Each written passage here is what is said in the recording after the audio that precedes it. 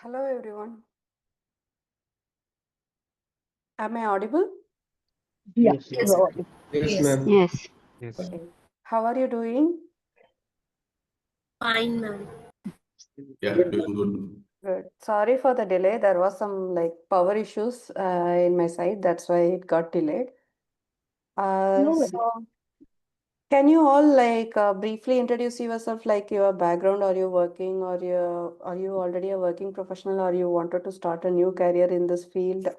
Something like that. A few minutes, like all over. Hello, hi. Hi. My name is Sagar. I'm into IT field from last 15 years. I'm into mainframe technology, so I would like to move into AI field. So I'm more interested into learning data science technologies. So that's the beginning. I would like to shift my career to the new technology. So that's it. Thank you. Thank you. Anyone else? Okay. Hi. Hi. Um, Hi, how are you? I'm good. Thank you. So my name is Kiresa and I'm from South Africa. So I currently work and I'm actually in the infant nutrition space. So I'm a dietitian, and I work at Nestle. So Nice. lots of work in medical science, but also I do a lot of proxy work for business insights within the Nestle nutrition field. So I'm hoping to shift my career from infant nutrition into data analytics. Oh, nice. Good. And anyone else? This is Ankit Gupta. Hi, And Ankit Gupta. approximately 15 years in operations field.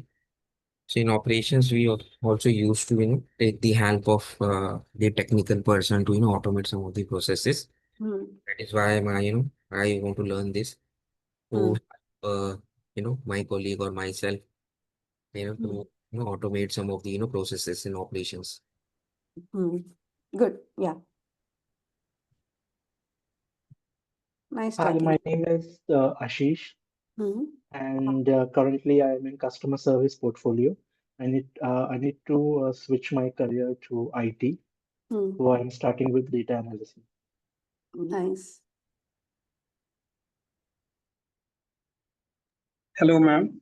Hello. My name is Ashif, and currently I'm working as research associate at Aragen Life Sciences. So I have 2 years of experience in R&D sector, and we do here a lot of scientific like the data analysis and as well as the proteomics data analysis, especially which include bioinformatics as well as lab work. So I want to shift my career from R&D to data science. That's why I taken this class. Thank you. Thank you. Nice. Okay. So myself, Padmalochini. Okay. So my bachelor's and master's are in aeronautical, and my PhD is in computational biology. So it's not related to exactly biology. My PhD was, but it was like solving the biological problem with the mechanical perspective, as my background is aeronautical.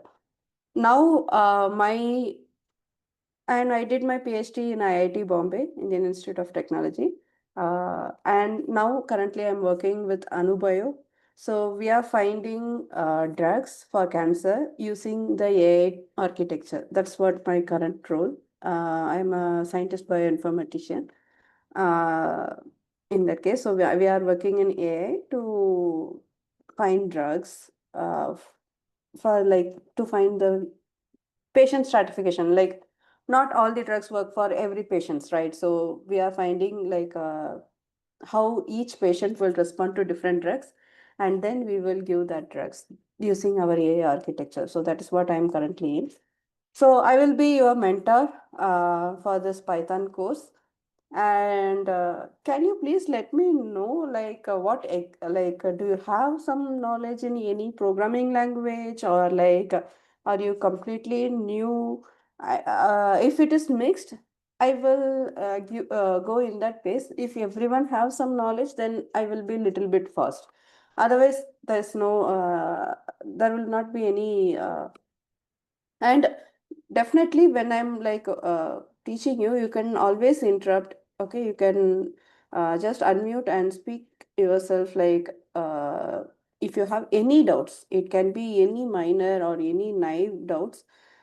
No one will judge you. Okay, and be free to ask, because you are already a working professional and you cannot be shy, right, in a working professional. So, and if you're like hesitate, you can also message. Okay. I think we have mixed people. Okay. Some of them are very new to Yes. the programming language, but Yes. if you consider, I have been learning so many languages like C, C++, Java, Hmm. even Python. I've learned by myself for few months. Hmm. Rex programming in mainframe. There are so many. Nice. Nice. Good. And so many of them have messaged already, like very new to programming. So no worries. I will start from the very basic. Okay. Okay. So let me share my screen.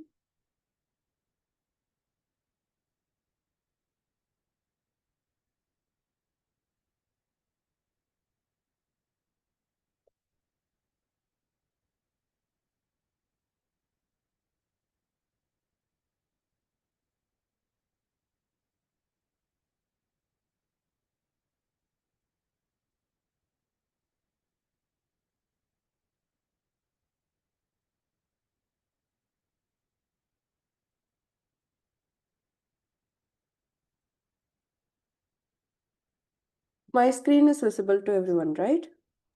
Yes. Yes, ma'am. Yes. Okay. So we are going to go through the Python course, right? And first of all, let's know about what is a programming language, any programming language, and why it is for. Okay, then we will go to why Python for a programming language.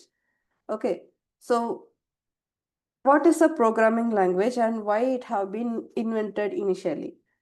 Okay, that we will discuss first. The first thing is, okay, any system, any computer, not even a computer, okay, any mechanical suite.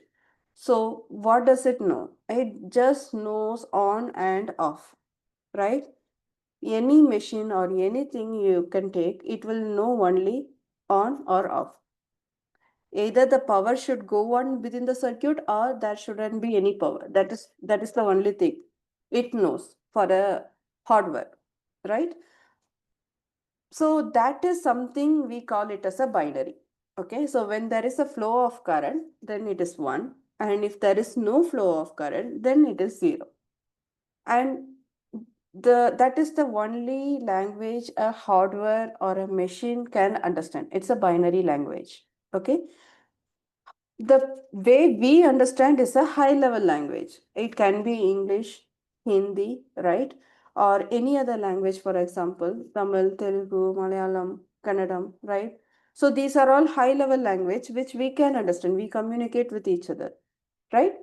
But we wanted to create some language, a middle level language, so that we can communicate to a hardware or a machine, right? So for that purpose, programming languages are created. It's a middle level language. Okay, so that is why our high level language is shifted to somewhat middle level language. Then that middle level language is converted to binary language within the computer itself. So these binary languages are in the form of transistors where the current will go on and off according to our program. So this is the background, but like a naive background, for example. Okay.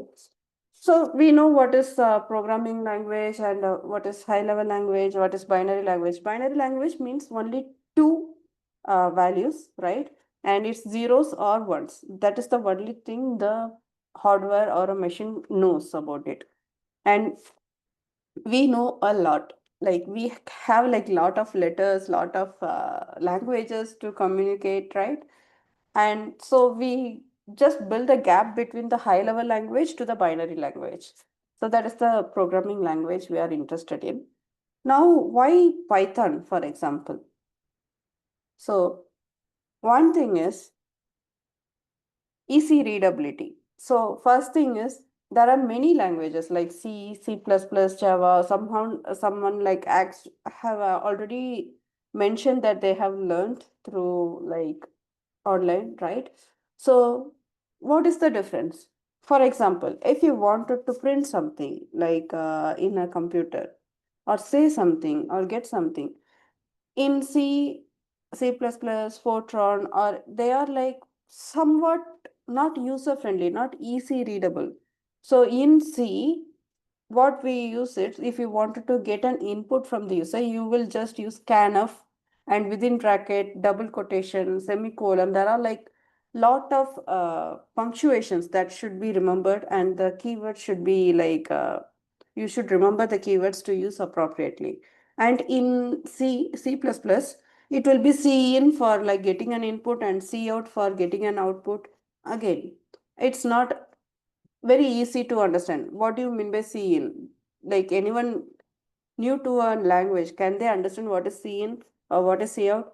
And even if they can understand, if you like miss out small punctuations, then it will give out like lot of errors and it will be very hard to debug. Okay, so that is one thing. But in Python, it is very easy, meaning it is easy readability. It is in mere English. If you wanted to print something, then you write print and whatever you wanted to print. And if you wanted to get an input, you will write input and then whatever you wanted to get it as an input. We will go through that flow, but as an introduction, I'm saying you these are some of the key differences between Python and other languages.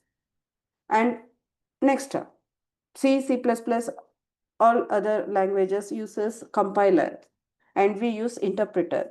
Python uses interpreter. So what is the difference?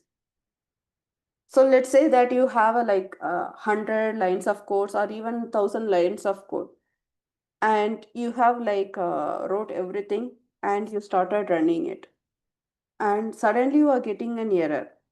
Okay, and you do not know where exactly the error points out. Now there is debugger where you can like figure out, but still you might not know that. But the whole code, let's say that the first 10 lines of code wants to like greet you someone, and the next 10 lines of code will like get an input, and next 10 lines will do something else, right? So there are like lots of operations and functions that's going on within the code, which is like 100 lines of code, and you do not know what exactly or where exactly the error was. But in interpreter, let's say that you have an error at 50th line. Okay, 50th line of code. What interpreter will do is it will go through each line and execute it. The compiler will go through all the code first in, and then if there is no error, then only it will execute. But an interpreter will go through each line, and if there is no error, if it is correct, it will execute it. If the 50th line has an error, then the codes between 1 to 49 will be executed. Only the 50th line will get an error. So you will definitely know from that output where exactly your error was. Okay, so it's easy for debugging, for example. And it's a dynamic language. Why dynamic language? So if you like, if some of you have a knowledge on previous C++, right? So if you wanted to use a variable, I will come to what is a variable and all like later. But if you want to have a variable, or like if you want to store a value into a particular variable like a or some name, let's say, okay, that name has to be predefined as something like this name can be used in C or C++, and only the integer values can be stored. Only strings can be stored, right? It should have been like predefined. But in Python, you don't have to predefine it. You can use any name and you can store any value dynamically. You don't have to like predefine it or like say to the Python that I'm going to use this name. So please store it in a memory that, and this memory can only use this particular value. There is no constraint runner. It is dynamic. Whenever you want something, you can use it. So that is the dynamic language. And most importantly, they have like applications in interdisciplinary. They have application in game development, web development, data analysis, and AI/ML architectures. There are like lot of libraries. Even myself, I'm using Python for my AI for drug discovery, right? So these are all some things. Next. Next is, so we know Python and we know why Python is good. Okay, all right, right? Now what we wanted to know is where will you write your code, right? There are many things, like there are many ways you can write a code. So you need a interface, right? Like a software or window that is like installed or something where you can write your code. So that is the integrated development environment. IDE is nothing but an environment to write your code snippet, right? So there are multiple IDEs like Spider and VS Code and Xcode, right? There are a lot of IDEs which we will come later, but today we are not going to care about that, right? We are just going to use, and there are two things. Always a Python file will be saved as, so any notebook, you can use like a no, like text notebook, right? Any Word document to write your own code. And then how does the system know that it is a program? You should save it with .py. Okay, so if we are say, like if you are writing some text and if you just save it, it will be either in .txt file, which is a text file, or .doc, which is a document file, right? But if you are writing a Python code, it should be saved in saved as .py. Okay, so that is one file extension for Python file, and there is also Python notebook file. So that is what we are going to use now. We don't have to install anything today because we don't want to waste our time in installation for now. I will also introduce like how to use a different IDE for .py. But today we are going to concentrate on .ipynb extensions, a Python notebook file. There is a key difference. So in .py file, like if you are writing a Python file in with .py extension, you are going to write all the 100 lines of code in a file and you are going to execute it in one go. But what will the Python notebook file will do?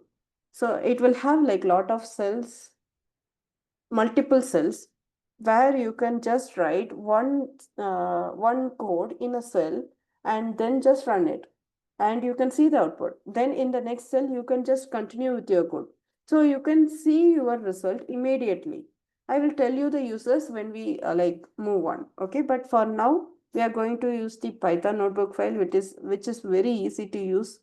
Okay, and we are going to use Google Colab, which is already free. Okay, so any questions in this till now? Can you please tell about Python notebook file again? Okay, so Python notebook file have like multiple cells. So which is what we are going to see now. Okay, so you won't be confused in that part. So it will have multiple cells where we just don't have to write like all the 100 lines of code first in a cell and then just execute it. You can just write like first 2 lines of code in a cell and just run it and see what is the output. It is very easy for testing, for example. If you feel that I'm not so sure about this particular line, then you can just write it in one cell and see what is the output. If that output is your expected one, then you will continue with the code. I will tell you that. Any other questions other than Python notebook? Anyone? So if you have any questions, you can also message or you can just unmute and tell me. Okay. So And what is the, I have one question. mhm. What is the difference between for Python file and Python notebook file? That I will tell you. When we go to the Python notebook file, now which we are going to do now, I will tell you what is the difference. So as I said, Python file, right? You will write all the lines at once. You cannot test it like some snippet. Okay. But in Python notebook file, you can just try out multiple snippets. For now, just understand this, but later you will understand everything. Ma'am, hello. Yes. Yes, I have a question. Ma'am, we use R for statistical analysis as well. So why do we need Python for that? We can do analysis in R as well. So R is very much into the statistical part, up to my knowledge. Okay. We can do AI and ML framework in R as well, but the documentation and the libraries are well developed in Python. And that's why one thing, as I said, even the Netflix is using Python. So because of this large environment and support for AI, we are using Python.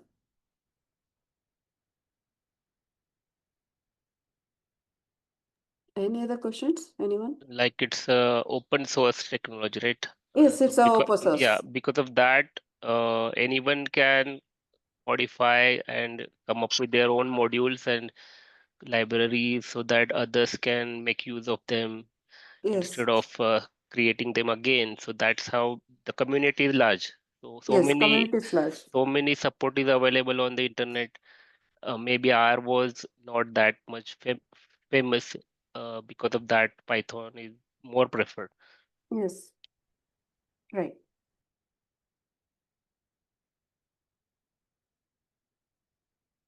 Okay. So is there any other questions? Anyone?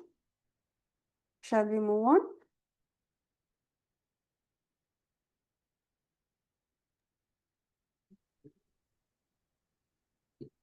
Okay.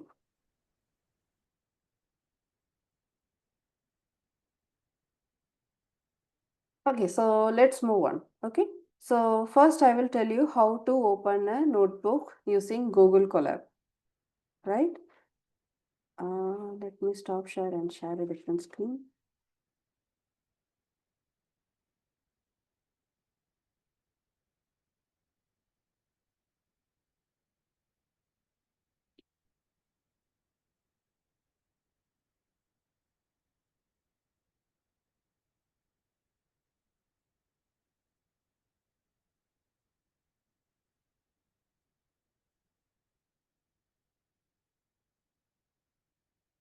Everyone is seeing my screen, right? Yes. Okay. So just type Google, okay, space Colab.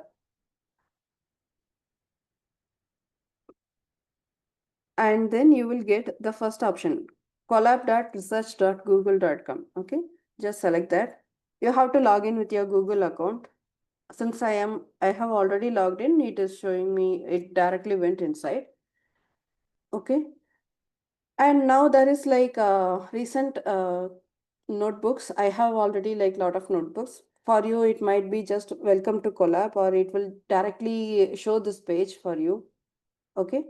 If this page directly shows up, you can go to the file, new notebook,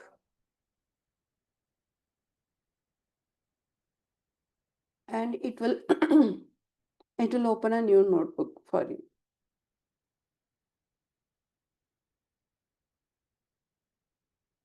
Okay. And it will be, this file will be mentioned as untitled. If you haven't done anything, it will be not untitled 3, but it will be untitled. So I will just delete that and save it as our class 1, right? So Python July. Python. And what 1. was the spelling? Google SCHOLAR. No. Collab. COLAB. Google space COLAB.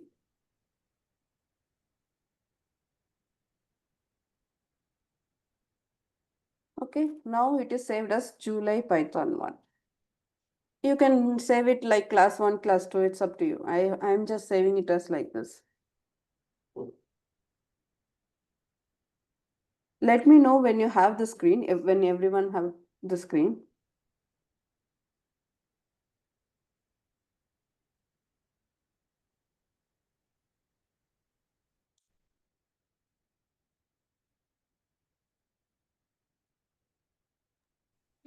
I'm not seeing the new notebook option. I'm in the page of welcome collab. Okay, not seeing that. Have you find the file? Yeah, I have file maybe you can view New that. notebook in Drive. Is it not showing this new notebook in Drive?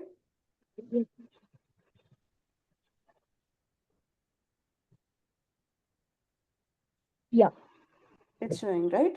yeah. Okay. Ma'am, to me, it is showing welcome to Collab. This Where do I one. have to go next? So here you can go to File and then New Notebook in You Drive. can click on that. Welcome Yes. to Collab. Click on that, it will be redirected to the home page.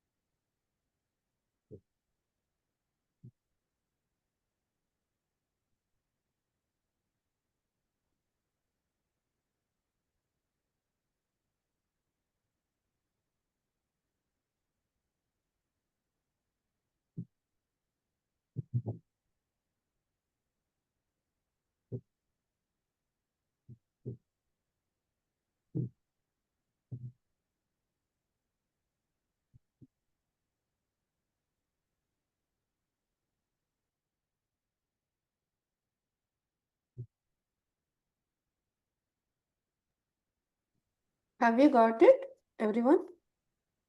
This page? Yes, ma'am. Yes. Yes, ma'am. How did you name this file? July_Python. Just select this here and select whatever you wanted to like cut. It will be initially untitled. So select that part and write whatever name you prefer, like Python class 1, Python class 2, something like that. Okay, ma'am.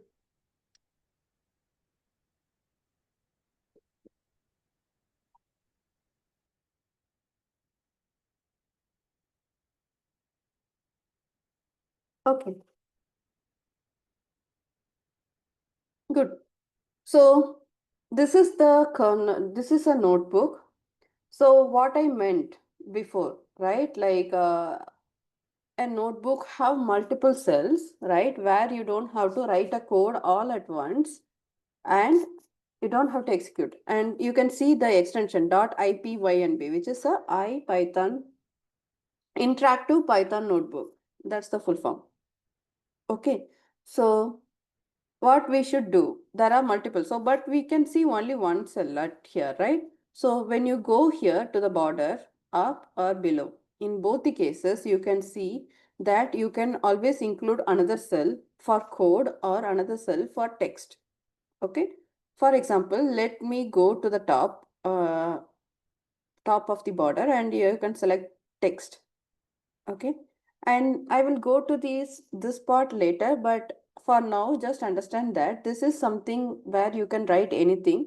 Okay, and it will not find any mistakes. It's just a text for documenting purposes. What exactly are you going to do in the below cell or the cells below, right? So here what I will do is I will just write first. We are going to an intro of all the operations, right? Like arithmetic operations. So I will write intro to arithmetic operations. Okay. And now you can see it's a text. It just came. If you wanted to make it somewhat look like a heading, then what you have to do is go to the before, like at the start, and type like triple hash. So it depends upon the number of hashes, it will look bigger.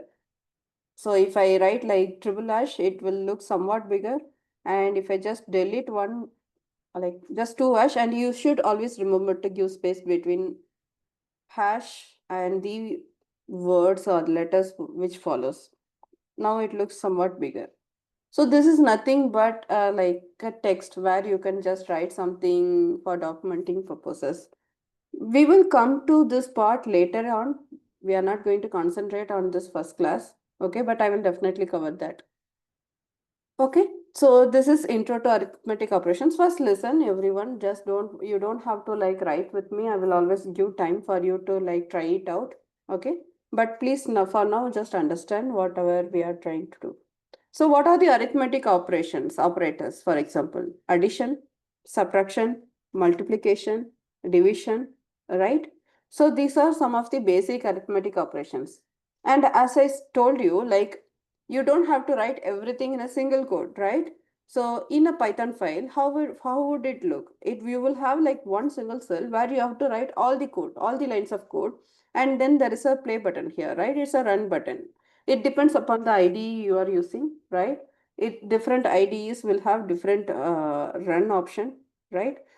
In this collab, we will have the run option at the left. Okay. So here you can create multiple cells, not just one cell. You can select just plus code again and again, and you can see there are like multiple cells available for you to write your code. Now I will just write. I just wanted to add like 2 plus 3. What will be the answer? Nothing fancy. Okay, so 2 plus and 3. If I do it, you will get the answer immediately. So initially it will take some time only for the first line of code because it is like kind of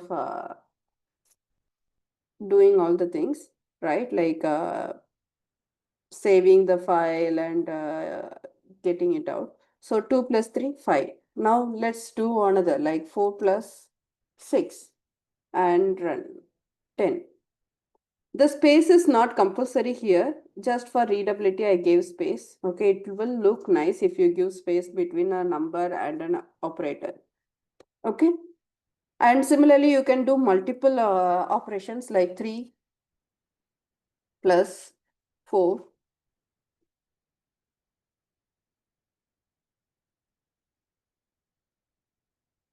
plus 7, right?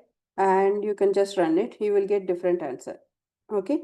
So we are not printing it. By default, any notebook will like print, like will give you the answer of the last line. But I will tell you these things later. But for now, you can understand that you can do a simple arithmetic as simple as this in Jupyter Notebook. Okay.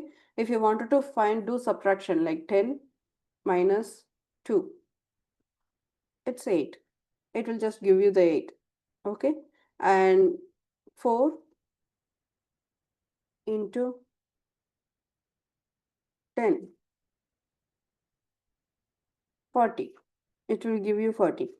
And what else? 110 divided by 2. It will give you 55.0. Okay. And let's do 110 divided by. So now it will not give you 0.0 because if you give double slash for division, so a single slash for division will give you the values in decimals. If you give double slash, it will just round off the value. You can try 111 and it is still the same. So after the point, all the decimals will be like removed from here if you using double slash. Any questions till now?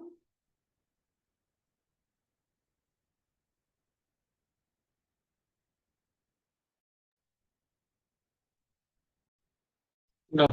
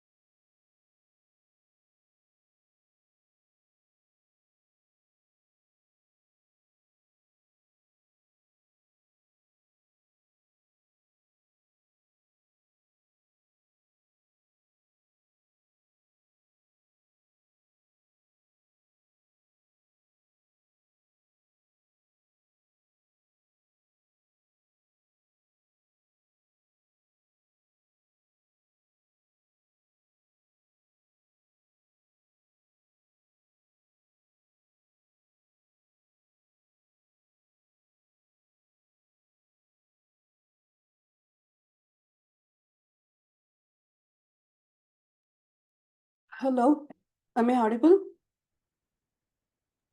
Yes, ma'am. Yes. Yes, yes. Yes. Sorry, here the power is like fluctuating a lot today. I'm not sure why. Okay.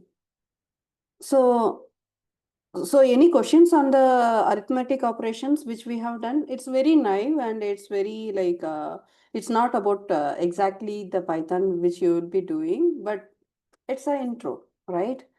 So, any questions regarding that?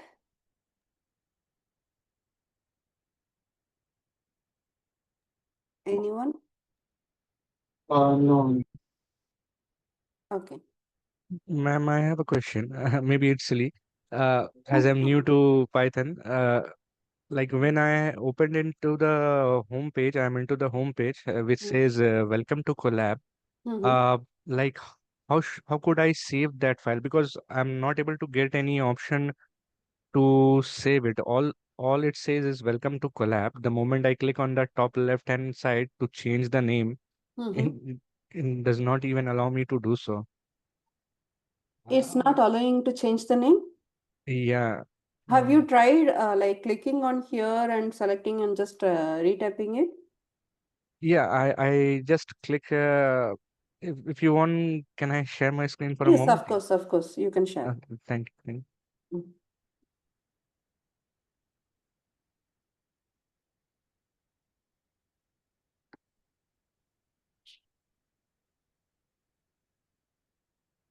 Let me know once you see my screen. Yes, I'm seeing your screen. So I'm into this home page where it says "Welcome to Collab." Click on The File, mom. Okay. New Notebook. Hmm.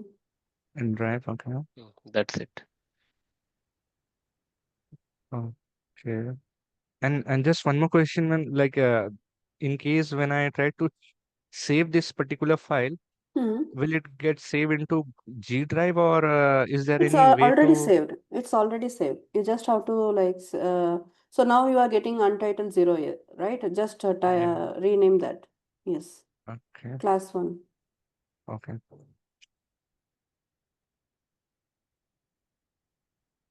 Don't use space when you're saving it. It's a nice practice because in some OS, the space will not be accepted as a name. Like you can use underscore if you wanted to like differentiate between two words, or you can join it.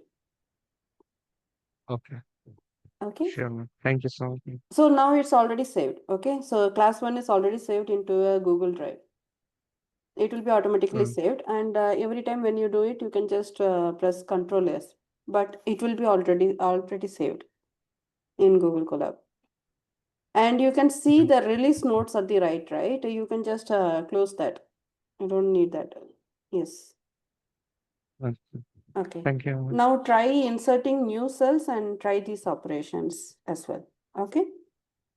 No, not Okay. there. You can go there as well. At the border, come to the border. The This cell one. border. Cell.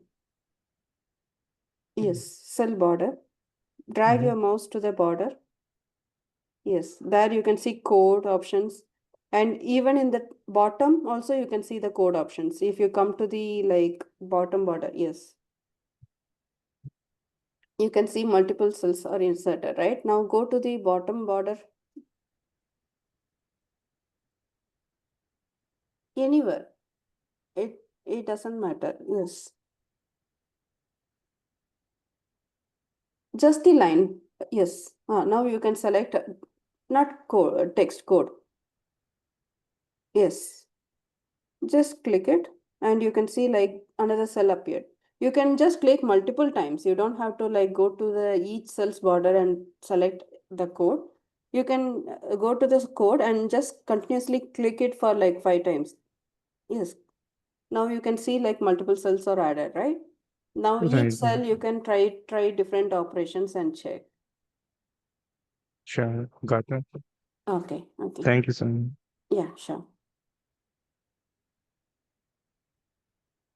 Any other questions? Anyone? Just try it out. Okay, I will give you another 2 to 3 minutes.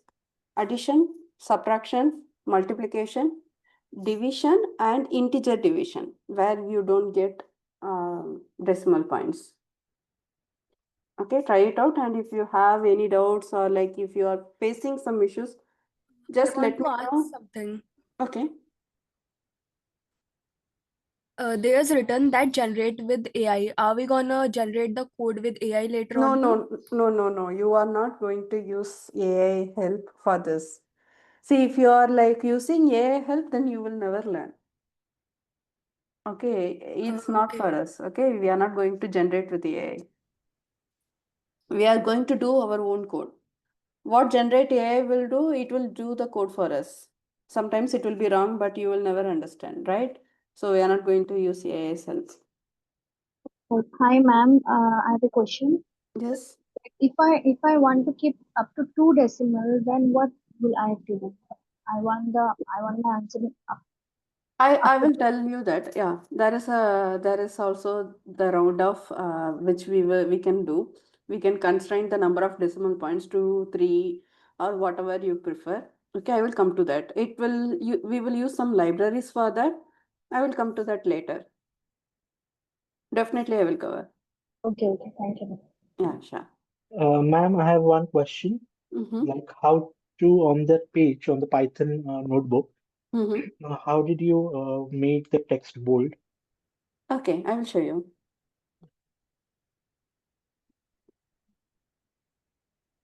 So Intro what to I did, arithmetic operations. Yeah, that one. yes. So what I did is I went to the top cell, okay, where I wanted to use the heading, right? I don't wanted to go to the bottom cell and then wanted to create a text, right? So I used the top cell and selected a text option, okay? And once I select it, I will get a tab like this, right?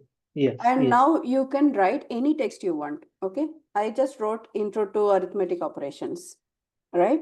So if I write just intro, it will be very small, right? This is the text Yes. you will see. If you wanted Yeah. to make it as a like a heading or bigger, then what you have to do is you have to use hash. If you use one hash, it will be very, very large. You can see the difference, right? So Yeah. if you are using double hash and then space, then it will be a little bit small, which is the way I have used. And if you wanted to delete the text, you can go to the text, you can select the text, and there is a delete option here, delete cell.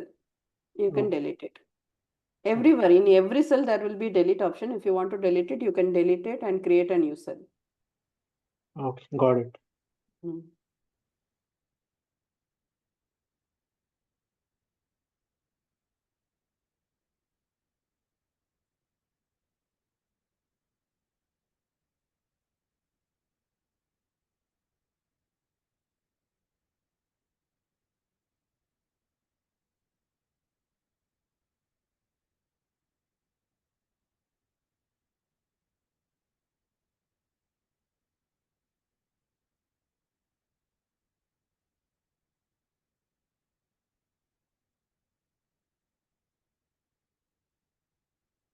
Any questions?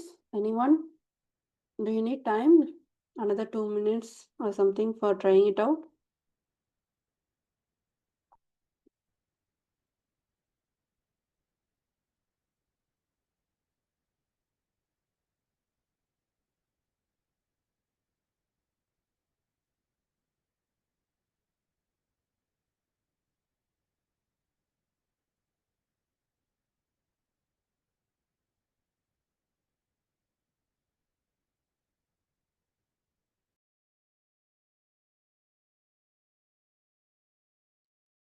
For me, that bold is not working, the hash is not working, the text is as it is. How to join that?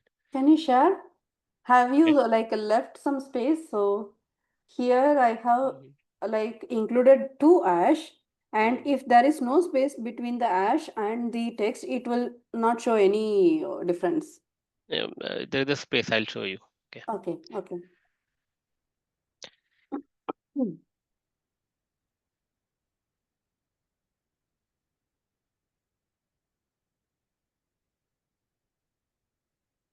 This is visible, right? Because you are using the code cell. You are not using the Oh, text cell. okay. Initially, I should have started with Excel. Okay. There is one thing above, right? Double click to enter.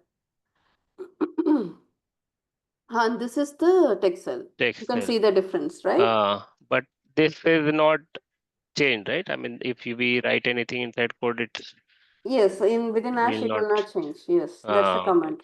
We will come to that, but this will Okay. not. Yeah, at the top there is something like double click or enter to edit, right? Hmm. There Yes. you can just give the intro. Double click on it. Hmm. You can give double dash space intro.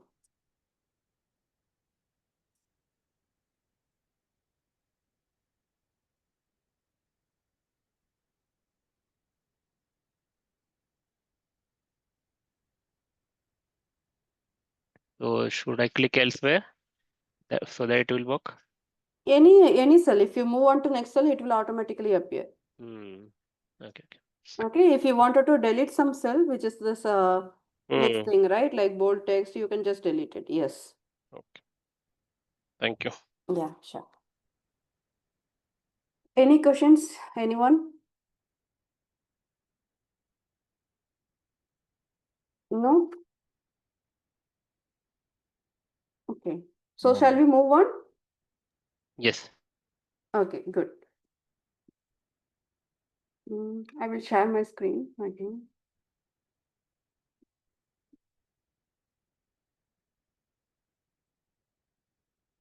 Okay. So I'm also going to use like again I will introduce multiple cells as well, right? I'm just double clicking. I will just click on it, and it can be a mixture of different operations as well. Okay, for example, we have seen like multiple additions in the same line, right? That will work, and multiplication, division. Similarly, we can also have 4 plus 5 and into 10. So it's a best practice if you wanted to like give some meaning, like which operation to go first. If you want the addition to go first, just include bracket. Okay. First I wanted to add it, then I wanted to multiply. So the answer will be 4 plus 5, 9. 9 into 10 will be 90. If you do that, you will get the answer as 90. Okay. And if I wanted to do the multiplication first, 4 plus 5 into 10. And then I'm going to interchange the bracket. That will be like 54. 5 into 10 will be 50. That will be first. And 50 plus 4, 54. Okay. So that will be done. If you are not using any bracket at all, and if you are using multiple operations, okay, then it has some rules, right? And it will depend upon the rules. It's similar to board mass, right? First the Board math. multiplication will be like done, then the addition will go on, right? But in you should not always depend upon the Python to figure out with the board mass rule. It's a best practice. If you are using multiple operations, you always use brackets. Okay. So any questions on this till now? No, right? Anyone? Any questions? Yes, no? No, ma'am. No, no. Okay. Okay. So next what we will do is I will introduce variables. As I said previously, we are like the Python is dynamic, right? You don't need to like predefine a variable. Variable is nothing but a placeholder or a name to store a value. Okay. So that is the variable. And you can use any variable dynamically. So for example, now we will do that. Okay. And I will introduce another text.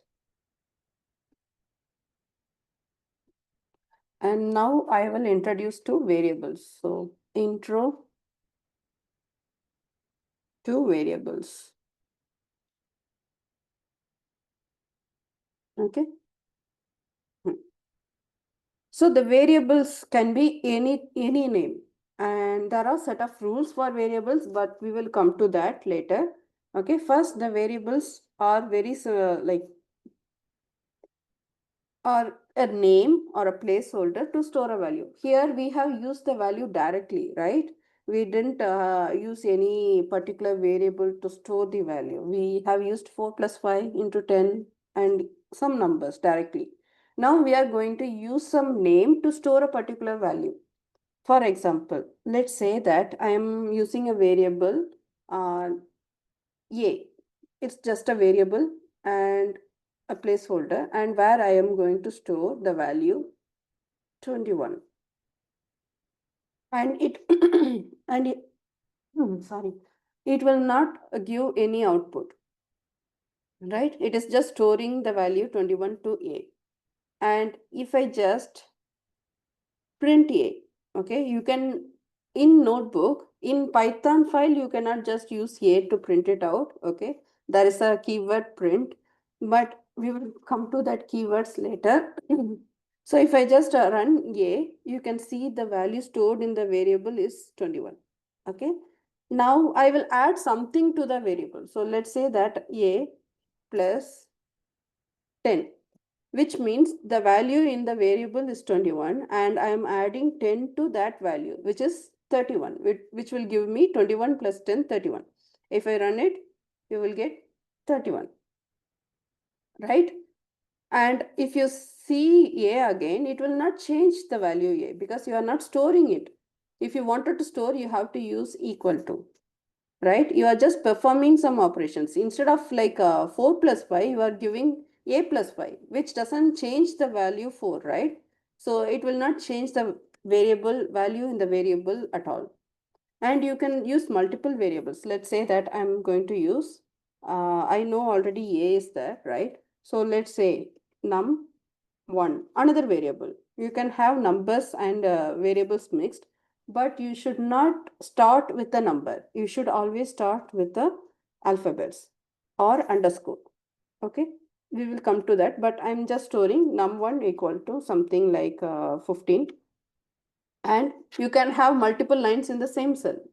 Till now, I didn't use multiple lines within a cell, right? I just used only a single line in each cell to see what is the output. In Python, no, in Python file, you will have all the lines within the same cell and you will just run it. You cannot have like multiple cells and just try it out. What is the value in A and what will be the answer if you add something into it, right? That is not a problem in that will not work in Python file. Okay, so I have used another one variable num1 and I am storing 15 in num1, right? And I'm going to use another one variable num2 equal to 25. Okay, and that's it. I'm just going to, if you want, we can also see what is inside num1 and num2. Okay, it shows like 15 is in num1 and 25 is in num2. Now I just wanted to add them or multiply them, whatever you prefer. Num1 plus num2. This will give me 40 because 15 plus 25 will be 40. Now I wanted to store this answer in a new variable. Okay, so I will store it as num3 equal to num1 plus num2, and then I just wanted to see what is in num3. It's 40, right? Now if I just see what is num1, it's going to be 15. Okay, now what is num2? It is going to be 25. And what will be num3? It's going to be 40. Okay, any questions till now? It's very simple. Okay, just try it out. Okay, the variables and the brackets. Okay, if you have any questions or if you are finding it difficult to understand, let me know.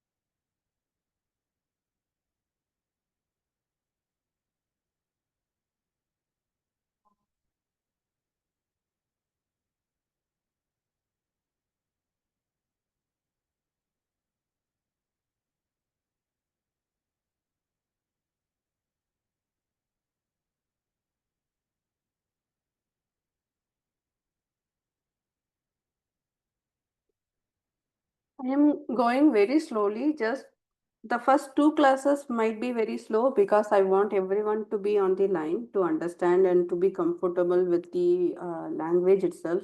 Not just Python, but to a programming language, right? Some of us are very new. So, and after that, we will like go into more deep. I just wanted to make you comfortable for with the basic operations and because mostly people used to fear when it comes to programming language, when it comes to code. I have seen people. So that's why I'm going very slow. And if even if it is silly questions or naive questions, you can ask me, okay? And it's important that you all understand everything, right? So it's for you. These classes are just for you. So just feel free to ask any questions. I have one question. Mm-hmm. In the code, when I type num1 is equal to 100, Mm-hmm. and then I enter and I type num2 is equal to 100, then I go to next code, Mm-hmm. and then I run num1, it is giving an error. Can you show me? Sure.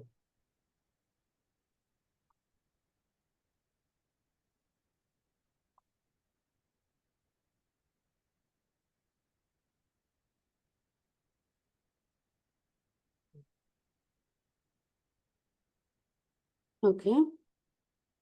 Have you run it? You should see the ticks. Then only it will run and it will store the value. Oh, okay, okay. If you have run it, it will not store the value, right? Not num equal to 1. Okay. Oh, Okay. You have to you defined another one. okay. I Okay. didn't run it. Okay, got Yes. it. Hmm. Thank you. Yes, Vinit. Thank you. Yeah, fine. Actually, I have joined a little bit late, so I don't know your name. I'm sorry, but my question is, in industry also, do we use this application to solve the problems, or do we use some other application which we will see in future? You mean Jupyter Notebook? Sorry, Colab. I am not aware about because I'm No, not from what is mean programming by side. application? Like, what is mean by the operations which we are teaching or the interface where you are writing your code? I'm talking about this interface. That is this the same interface we will be using when we will go to the industry, or do we see some other No, application? no. There are There are so multiple, many, yeah. yes, there are multiple applications, like there are multiple interface which is available, but this is one of them. It is why Collab? Because you can like learn for yourself. It will give you like some few like free GB RAM, and like even you can use GPU, TPU as well when you are going into a bit complex code with AI. It's free to use and it have some many benefits. But Okay, why? in industry, there will be like lot of different applications which you might use. Okay, because why I am concerned, because I cannot save the notebook in my own drive. Rather, it is automatically getting saved into my Google Drive. And what happens when my Google Drive gets full? Hmm. I Okay. cannot save much information there. Okay. So can you free up some space for now, like for the class or No, like? no, right now I have a separate email ID I created. That is the Gmail ID. I am using it. It's a separate.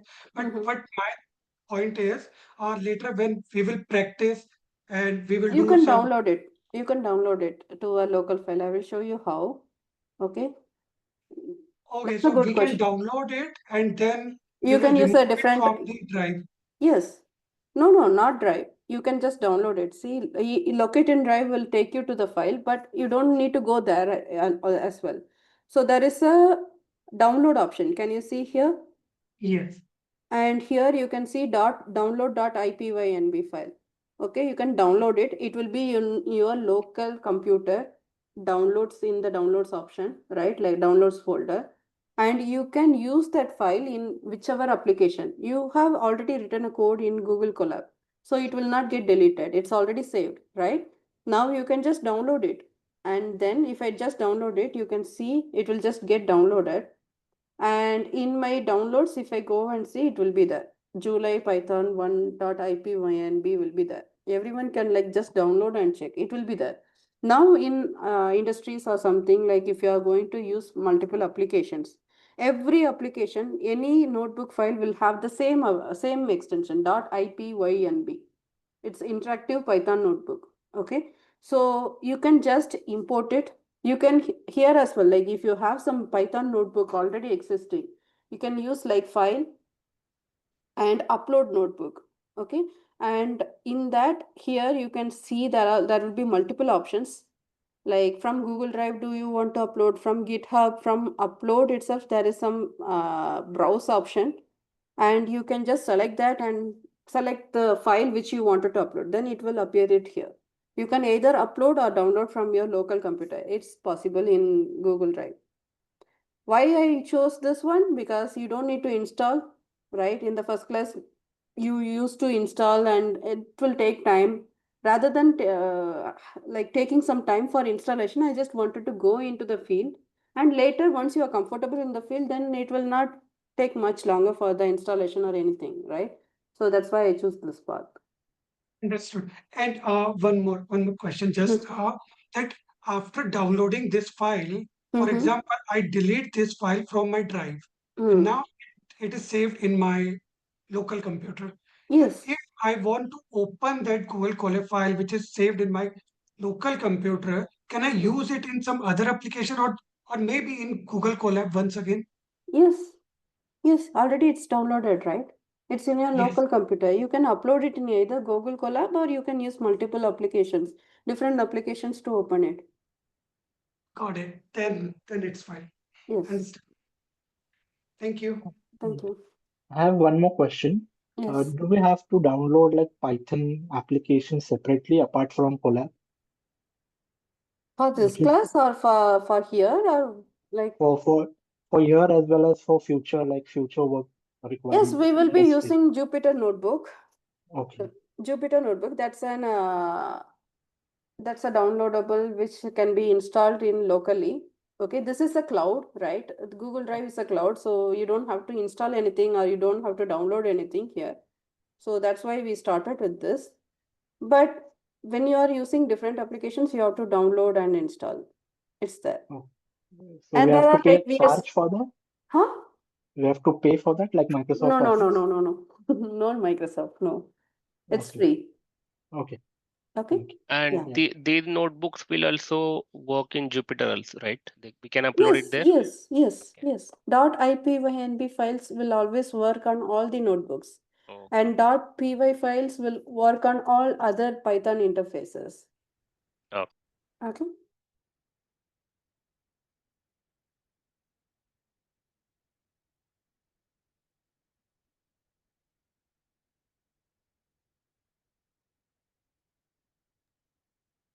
So you mean that when we download this file from this Google Colab, that time we should go for the .py. No. .ipynb. If you are like downloading the Python notebook, you have to store it as a Python notebook itself. Then how will it work with the other applications which also support the Python if it is not py? So this is a Python notebook file. Okay. So Yeah. if you wanted to use it as a Python notebook file, then you have to use download with .ipynb. Python file, I haven't got into that part. I will tell you that. In Python file, there is not like this multiple cells where you can just write some code and you can see what is the answer in it, right? You will have one single interface, like single cell, where you have to write all your code. You cannot see the output of each line, whatever you have written. Okay, it's a completely a different one. We will also go to the Python file later. I will definitely go into that. But here it's a Python notebook file. So if you're down, if you're, this is a Python notebook file. So it will be good if you download it as a Python notebook file. And Jupyter notebooks are also interface to write an notebook file. Okay, like .ipynb files. So you can use it for that. Jupyter, you mean say Jupyter is some other application or? Yes, other application which needs to be installed and downloaded. So all these process need to be done. But here as we are using cloud, we don't need that. So Python and Python notebooks are little bit different. Got it. But all the operations, all the codes will be the same. Just the interface will be little bit different. Okay. Thank you. Yeah, sure. I have one question actually. Maybe. Can you speak out little bit louder? Yeah, I'm not able to perform one formula. Can I share my screen? 1 minute. Yes. Can you share? Sure. So are you able to see my screen? I can see your Okay. screen. Okay, so I gave the value A is equal to 15 and the B is equal to 10. Then I wrote the formula A plus B, it is giving me 25. And I'm giving A plus B is equal to C. Then it is not giving me the value. Am I doing Yes. anything wrong? So the left hand side of the equation should always be the variable where you wanted to assign it, and right hand side should be the value. So the value is a plus b, right? So it should be in the right hand side. The Okay. variable should always be in the left, where you wanted to store the variable. Right? Yes. This way. Yes.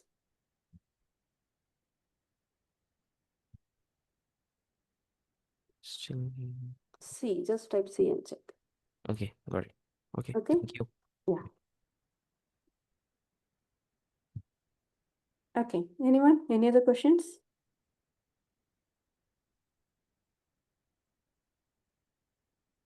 Okay.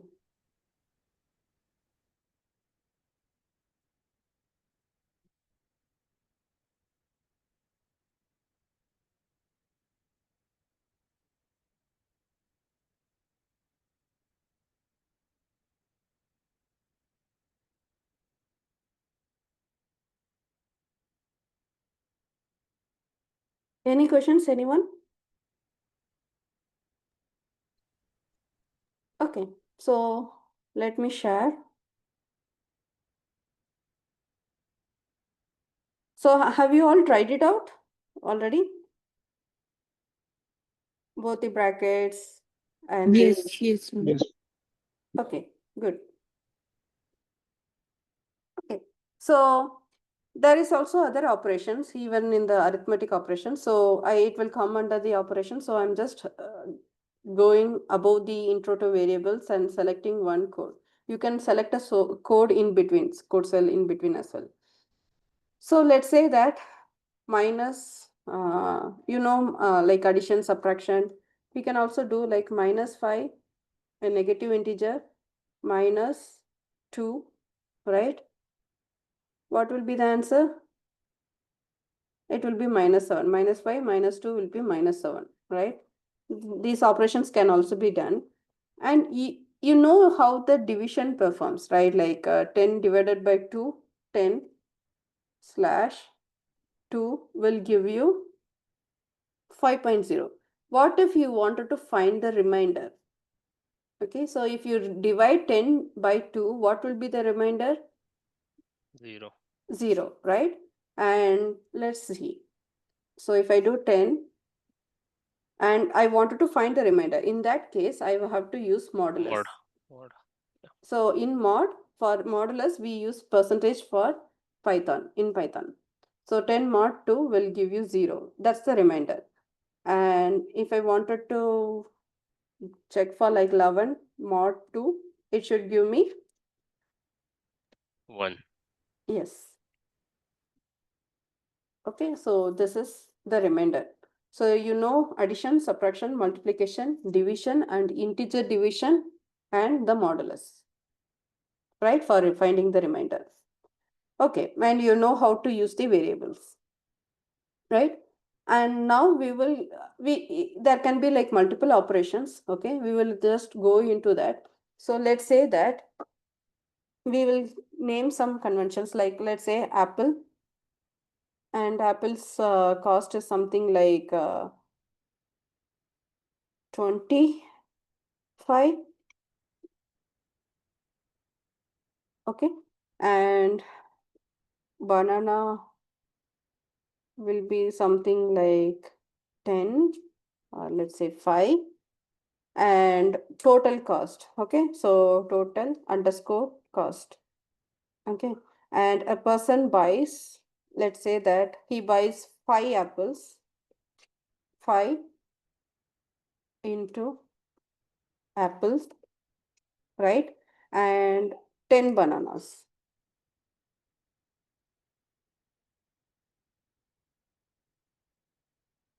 Okay, so it's like cost. You can also give a different name like cost underscore apple. It's up to you. Okay, but the same variable name should be used here as well. So now what I did, so I have defined the cost right here, and cost of apple is like 25, banana is 5, and total cost. So a person buys like 5 apple and 10 bananas, right? So the left hand side will be the variable and the right hand side will be the values, right? 5 into apple is nothing but 5 into 25. within the bracket that will be performed first, and then plus 10 into banana is nothing but 10 into 5, that will be performed next, right? Now I just wanted to see what is the total cost. Okay, total cost. If I do that, we will get the answer as 175. So this is something system is used for, right? Like a programming is used for. What if you like check a variable, what is total, what is the value in the total? You will get an error because there is no name total, right? It is not defined. There is no value stored in the variable total. So it just gets confused and it will throw you an error. What is the error? It's a name error. Okay, because that name is not defined. If you just check for like total cost, then you see a value which is 175. Any questions on this? Okay, you can perform. Just one question, like you in line 24, you're saying when we said total and it is giving us the error that total is not defined. Not defined means It doesn't have any value stored in it to show us, right? So apple is a variable where a value 25 is already stored. So if you just type okay apple, and it will give you 25 because there is a value stored in it. It can show you some value. And banana is a variable where a value 5 is stored in it. And total cost is a variable where a particular value based upon this operation is stored in it. So 5 into 25 plus 10 into 5 is stored in this particular total cost. So it will give you the answer. But total is not something defined already, right? Total we haven't used at all in anywhere, right? So it doesn't have any value to store, any value to show. So it is giving an error. This name is not used. So that's why name error. Okay. Thank you. Yeah.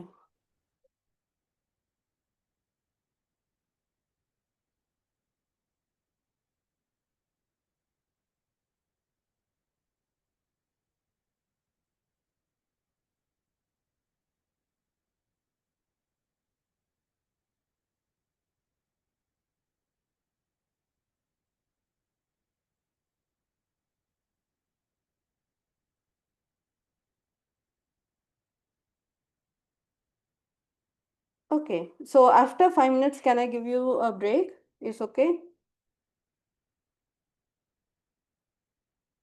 So let me finish this variables little bit, then we can have a like a 5 minutes or 10 minutes break, then we can just continue. Okay? Okay.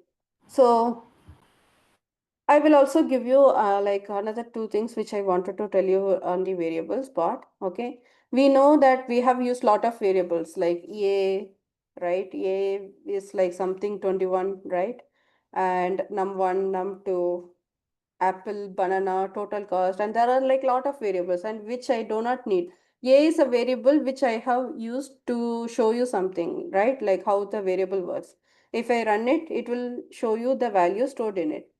So if the variable is not used later, if you don't want this variable again later in your code, then you can just delete it. You can save space, memory in your computer. So how to delete it? You have to use del, that is for delete, and then a. Now it will delete a. Now again, if you just type a, you can see name error because a is not defined. Even though it's already defined, okay, as you can see, the value is printed here. You have deleted it. So the value which is saved is deleted. So now the A doesn't have any value to show. So it's showing name error. Okay. So it's a good practice. If you are not going to use some variables later, then you can always delete it so that you can free up some space. If you are writing a large code, that will be helpful. Okay. And there are some naming conventions, okay, which you should be aware of. So these are some of the naming conventions for variables. Okay, so you can use A to Z, capital A to Z, or small letters, both will work. And 0 to 9, right? Hyphen should not be used. Okay, I'm just giving it as like it can start from any small letter or capital letter A to small letter or capital letter Z. And 0 to 9, any number can be used in a variable, as we have seen num1, num2, right? And underscore is a special character that can be used. But these are the 4 things that can be used, not any other special characters. If I just do num1, n minus m equal to 21, it will give you an error because it's not a name at all, right? It's n minus m is not a name. Hyphen is not considered as a variable. You can use underscore. N underscore m equal to 21, it will not give any error. Okay, underscore can be used, or numbers can be used 12. Again, it will not give you an error because it's a good name, right? It's under the naming conventions. You can start with an underscore as well, but it's not a good practice to start with underscore because later we will see that when you are using, like when you are creating your own code or libraries, then people use underscore to tell the users that this is a personal variable or private variable which you do not want it to change it. Okay, so you can store like something like 10 and it will work. You can just check minus nm comma then n underscore m12. It will give you all the values. Okay, so these are the naming conventions, and you cannot start with some numbers. It will give you an error equal to 21. It will give you an error because it's an invalid. Okay, so it will not work, and space will not work for a variable. Okay, so then naming conventions for the variables will be this. Okay, I will just paste it in the chat so that you can just copy and paste.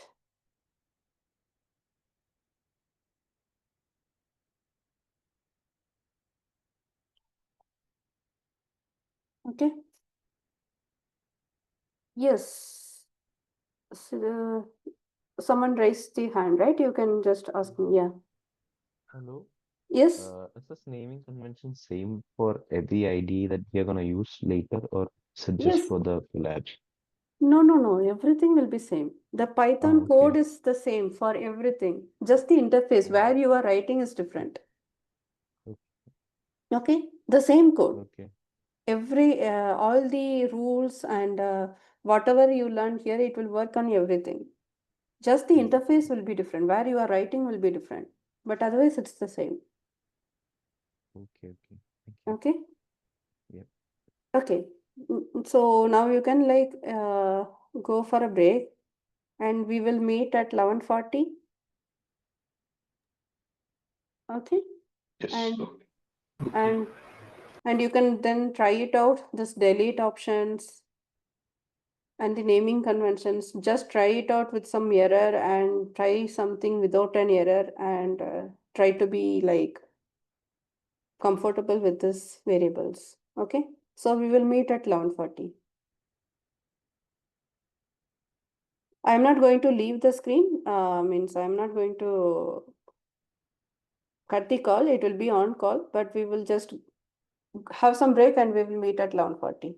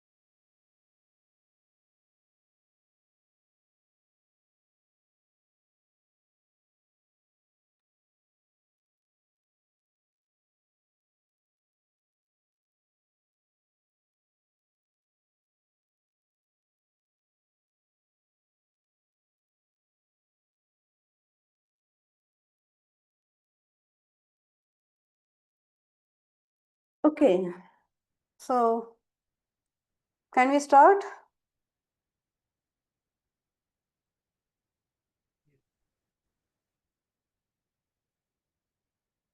Okay. Yes. Okay, good. So we have seen delete, right? We have seen delete, right? It will delete the variable. And we have seen the naming conventions, right? Underscore, alphabets, and numbers can be used, not any other special character, right? And you cannot start a variable with a number. That's also one invalid. The numbers can be specified inside or at the last, but a variable name cannot start with a number, right? Also, one important thing to note is that it's a case sensitive.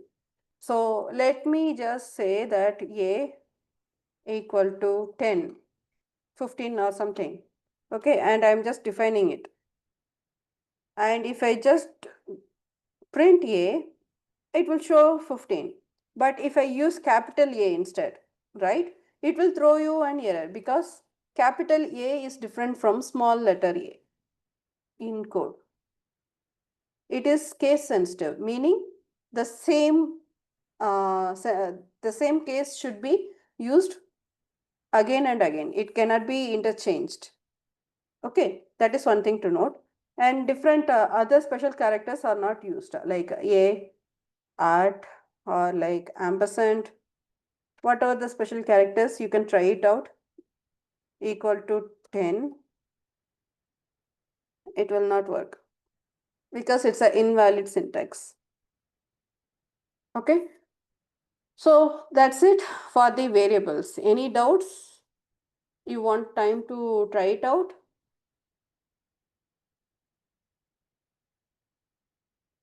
Yes or no? Just be interactive. It's okay. Do we have local or global variables so that variables can be accessed across the files? Yes, we have that, but we will come into that later. But Okay. for now, these are all like variables which we can use anywhere in this code.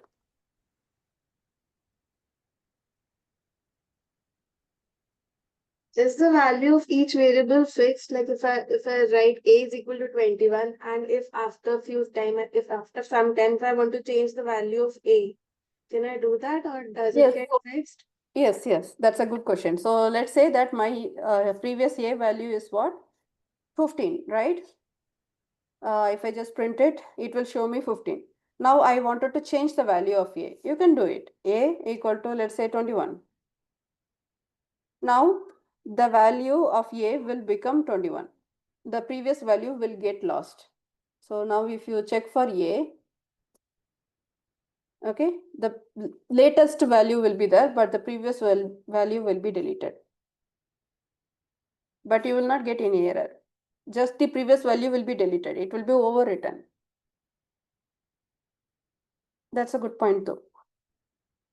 Any questions? Any other questions? Do you need any time to try it out?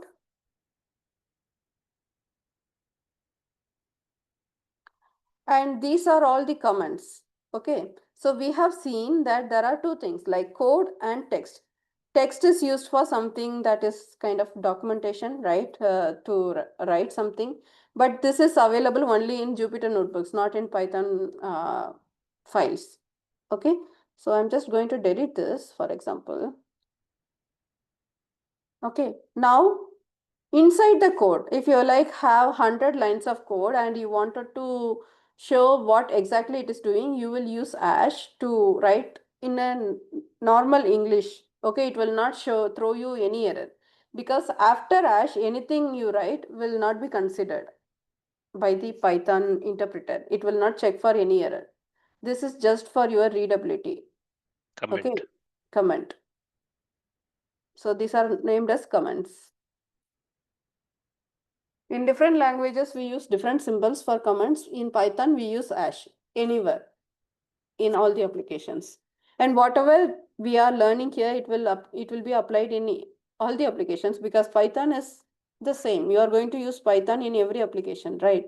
So it doesn't matter. So these are comments, which is even if you do it, nothing will happen here.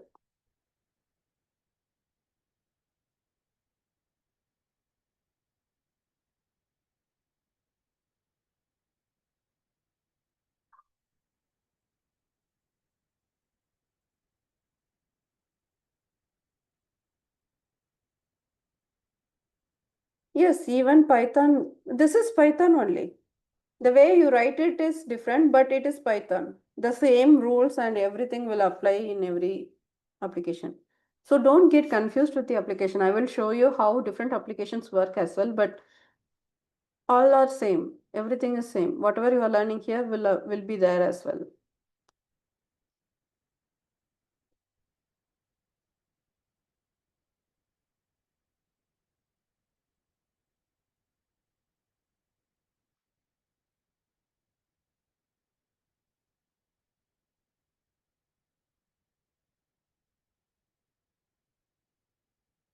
Any other questions? Anyone? Do you want some time to write like 2 or 3 minutes? If yes, please say yes.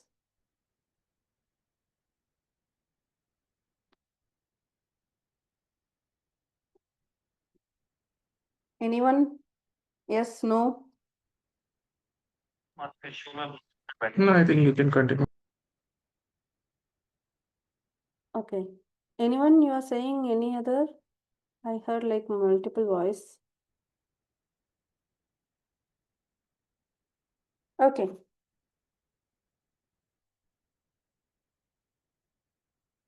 So it's case sensitive, all these things we have seen. Now we will go into a different thing, that is, I will create a text. Intro to data types. Okay. So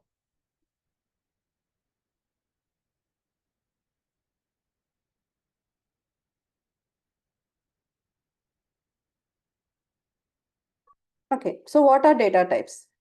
So the values which you are storing in a variable, right? So these values have different data. These are the data, right? The data values which is stored in a variable.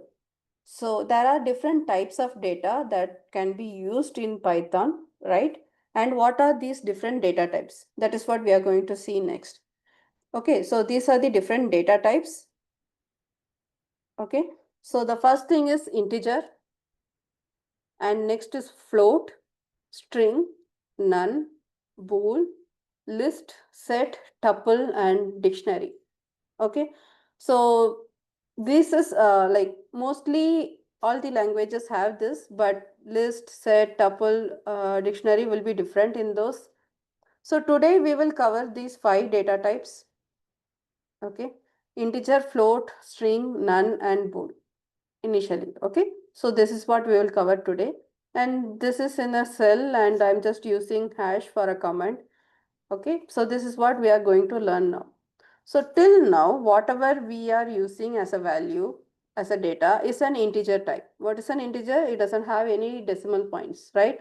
So we have used like a equal to like 30 or something, and if you just see print a, it's a 30. So 30 is a numerical value without any decimal points. That is the integer. Okay, so you can see the type of a, what value was stored in the variable a. So you can use type and within bracket a, and you can see that it is an integer. The short form is int. You can also see the value directly. Let's say that I'm going to see 3300, and it will again show you the int. The value within the bracket, what is the type? It will give you the data type. So it's an integer data type. That is what we have seen till now. What is a float? If anything with decimal points, then it's a float, right? So let's see, type of 30.5 will be float. Okay, so you can store a variable b equal to something like 27.3, and if you check for type of b, you will see it as float. It will be same. The operations are same. So you can just add C equal to B plus 10.4, right? So what will happen? The B value, so right hand side will be all the values and left hand side will be the variables, right? So left hand side is a variable which is new C, and right hand side will be the variables having the values or directly the values. So B has the value 27.3, right? So 27.3 plus 10.4 will give you what? 37.7, right? Now we will print C and check. It's 37.7. Okay. And if you just check for type of C, it will give you float. Okay. So these are floats. You can do again addition, subtraction, multiplication, everything with float as well, division as well. Okay. I Now, have one question. yes. The type should always be in bracket. Yes, it's a function. We will see what is a function. Type is a inbuilt function which can be used. It has like already a set of codes written in Python. So you can use type to check what is the type of that value or data. Okay. Okay. So this bracket is known as parenthesis or round bracket. Okay. Okay. So the next data type is string. Okay. String is nothing but any text or numbers, for example. Okay. So if you are writing some numbers like this, it's an integer, right? And if you are writing some numbers with decimal, then it's a float.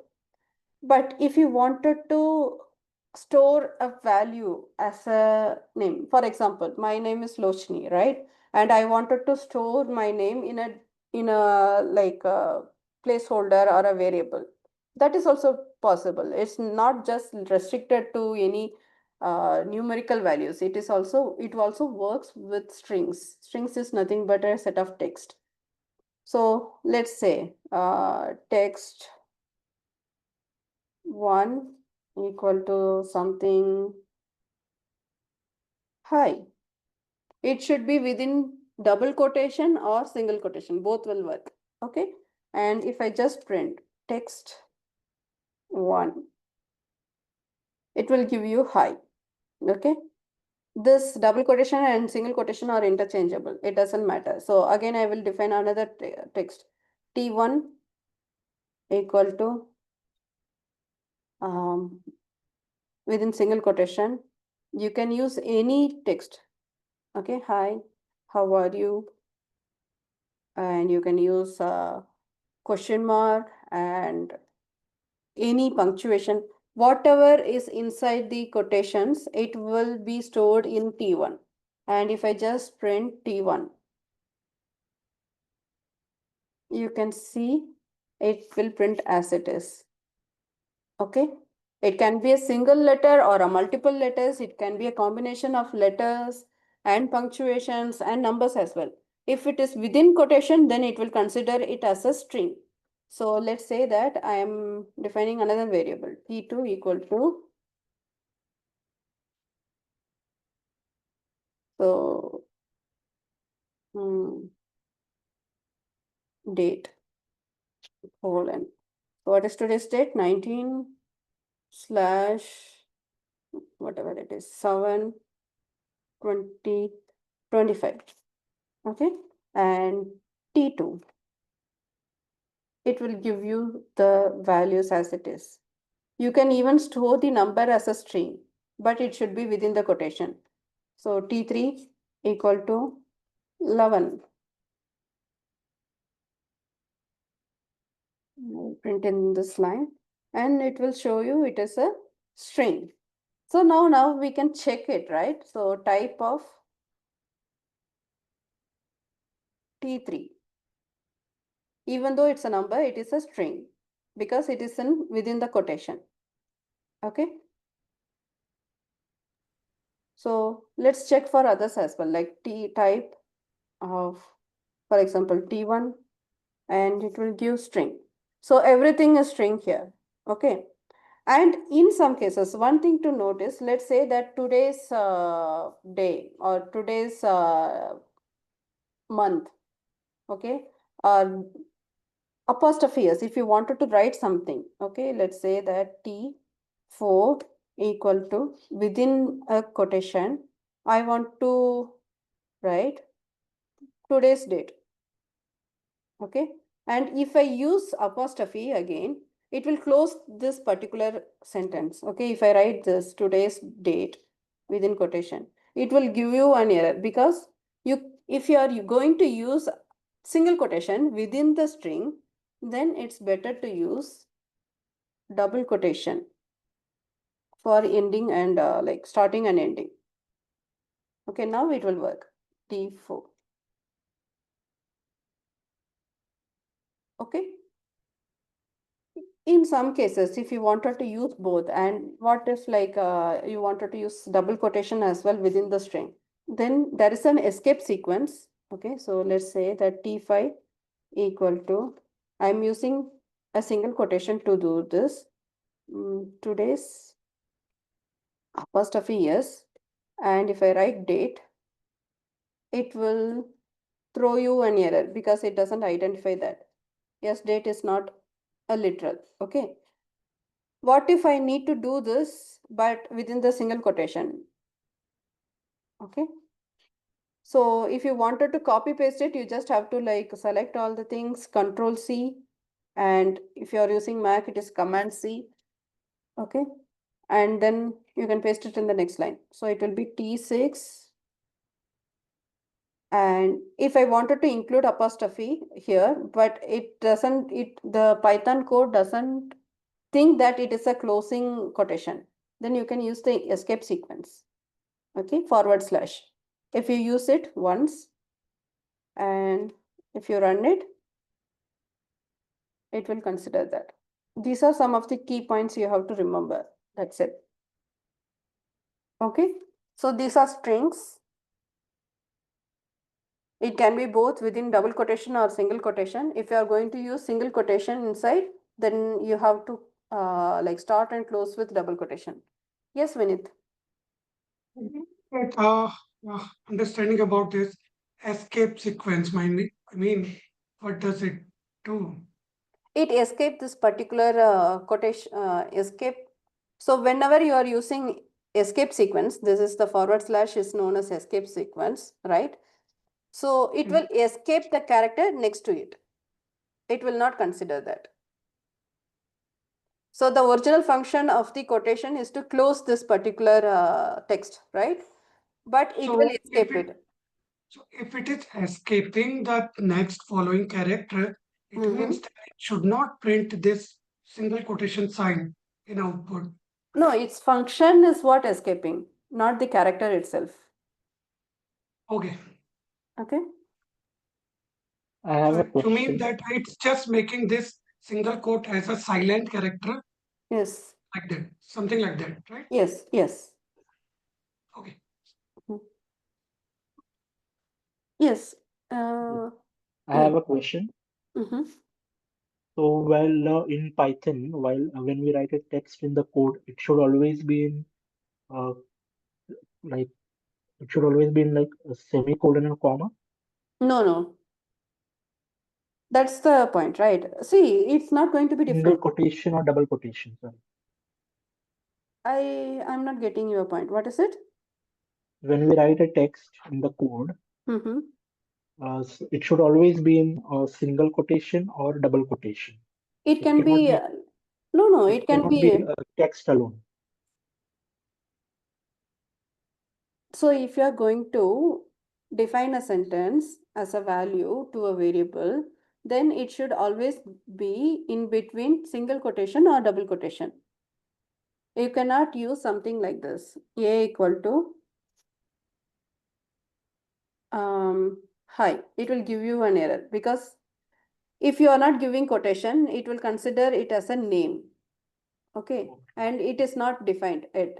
If it is a value, then you should use single quotation or double quotation to say Python that it is a value, not a variable. Okay, got it. Okay.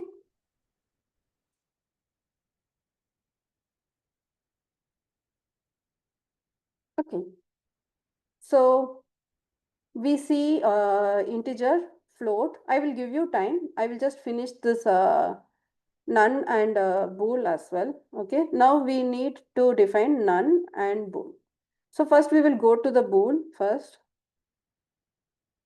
Okay. So let's define a variable b1. So what is Boolean character? It have only two values, true or false, right? So let's say that b1 equal to true, right? And then I'm just going to print b1.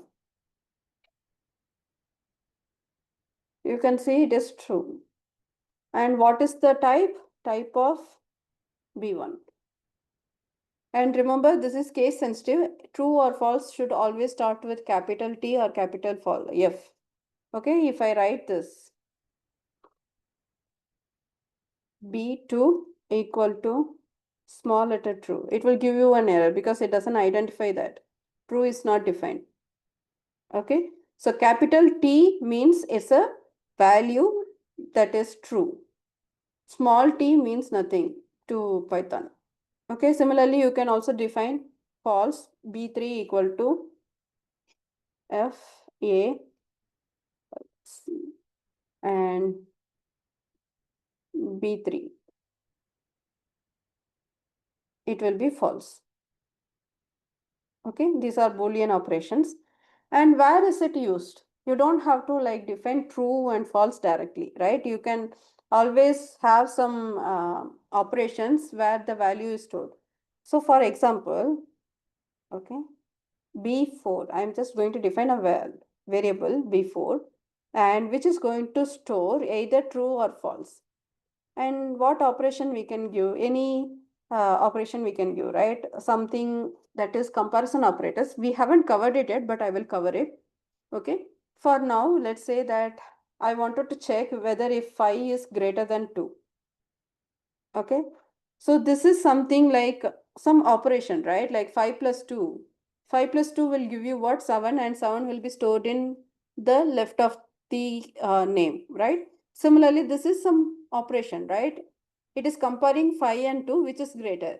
If 5 is greater than 2, then it will return true. And that true will store it in B4, right? So if I just print B4, it will return true. Okay. And similarly, the same thing will work. I will tell you later like what are the comparison operators as well. But for now, if I just do the same, but with less than, it's definitely false, right? 5 is not less than 2, right? So if I do that and print B5, it will return false. And if you check for the type B5, it will give you bool because it's all Boolean operation, right? So Boolean operations are nothing but it can have only values true or false, only two values, either true or false. So this is one of the data type, okay? A type of data. Now there is another thing. So we have seen like if you are like using some variable that is not defined yet, let's say y1, okay, it's not a variable at all. If you do this, it will give you an error, right? So now let's do one thing. I wanted to create a variable, but I don't want to store any value in it. So for if you need that variable later, but you don't want to like store any value in it, then you can use n1 equal to the variable which you wanted later, right? Equal to none. So this is some value, okay, which doesn't have any value in it, but it will just define this variable. It will not throw you an error. So if you just print n1, it will not show you any value because there is no value in it, right? But it will not throw you an error as well because it is defined, but it doesn't have any value. If you just type of n1, and you can see it's a none type. Yes, Purnima. Yeah. By default, what type it will be showing I wanted? because we have not given any value. So I can store a string also, integer also, anything going forward or Anything you can store. So y1 is not defined, right? yeah. So if you just type of y1, it will throw you an No, error. N1, because N1. N1 is something we have, we are just initializing it, right? Yes, yes. So you wanted to know what values can N1 store later. Right. It Yes. can be any value. It can be a string, okay? Like hello. And you can just print N1.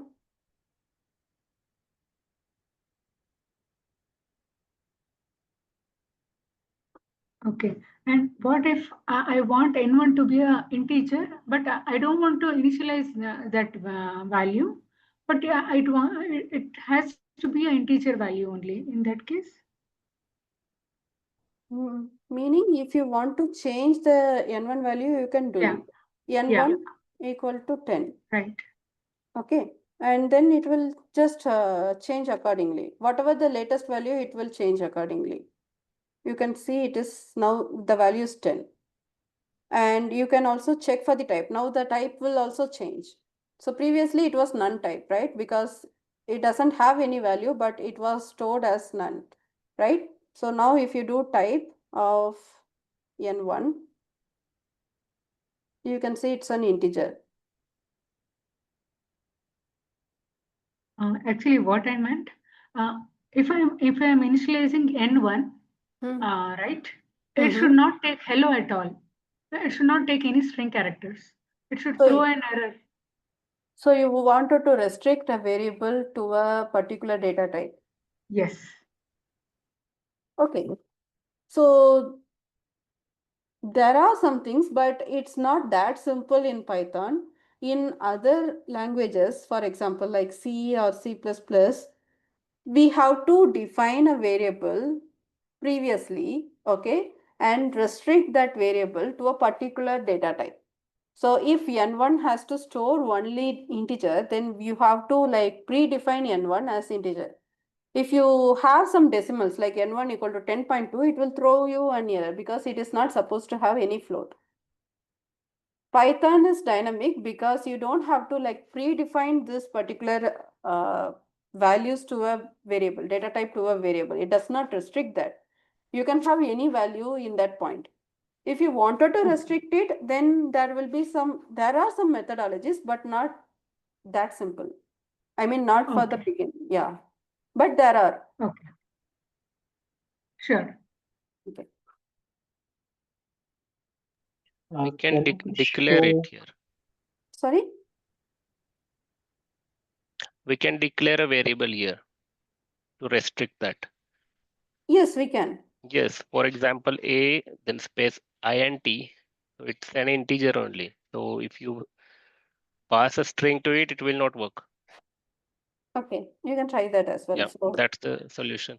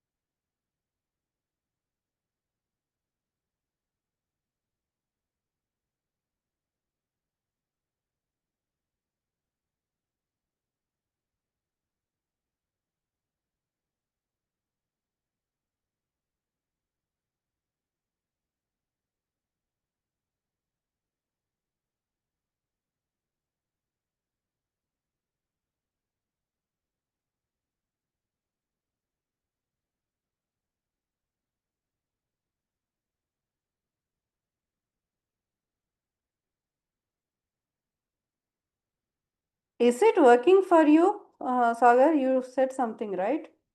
I don't think that will work in Python. I'm checking. I'll try. Yeah, that will not work. I am saying, right, like To my knowledge, there is no simple solution for this. You have to like either create a function or class to restrict a variable to a type. It is possible in Python, but it's not like a one-line solution or something. We can go into that later, but for now, this is what dynamic language mean. Like it's not restricted in Python. If you want to restrict, you can. Any other questions? Anyone? Yes, can you please show the none data none type again? Okay.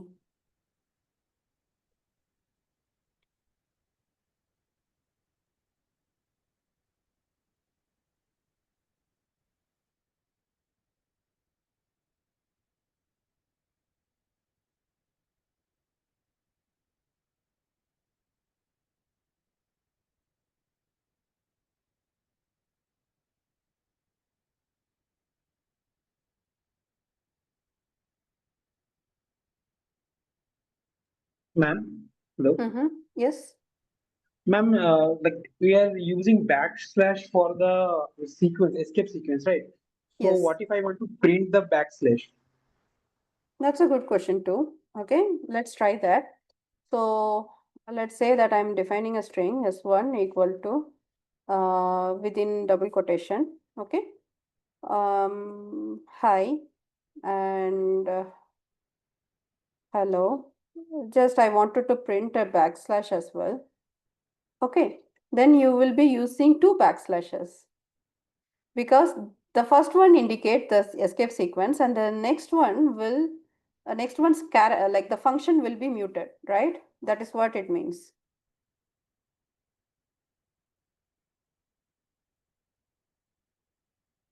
I have used the wrong cell. So this will work. You can try it out, the same thing.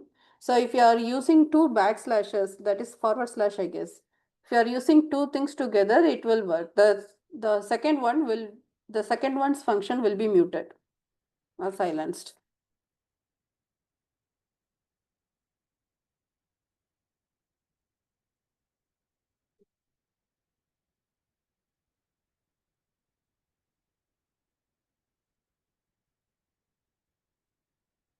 Yes, one equal to this is something we have written, right? N1 equal to hello.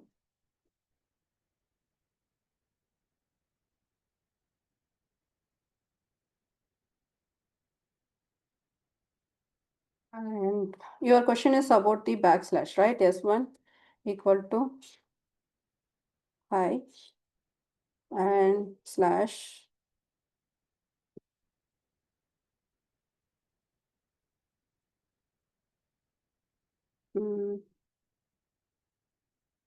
S1.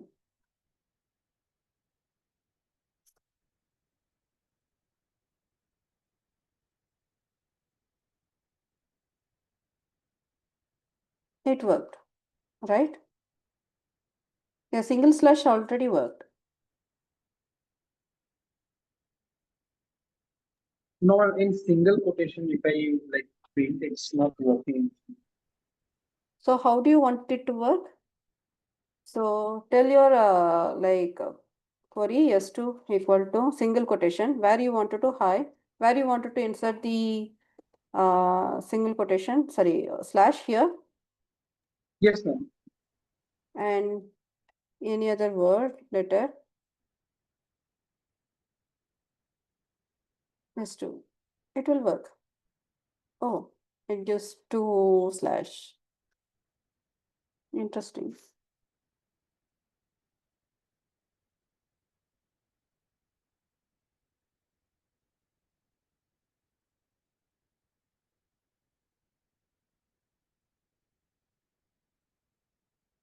Okay, in single quotation, it's giving two forward slash. I will check that. I have never encountered this, but I will check. That's a good point. In double But quotes as well, it's showing two. it didn't show for me. It's showing double only for me. Oh, okay. No, why for you? Can you share your screen? Okay.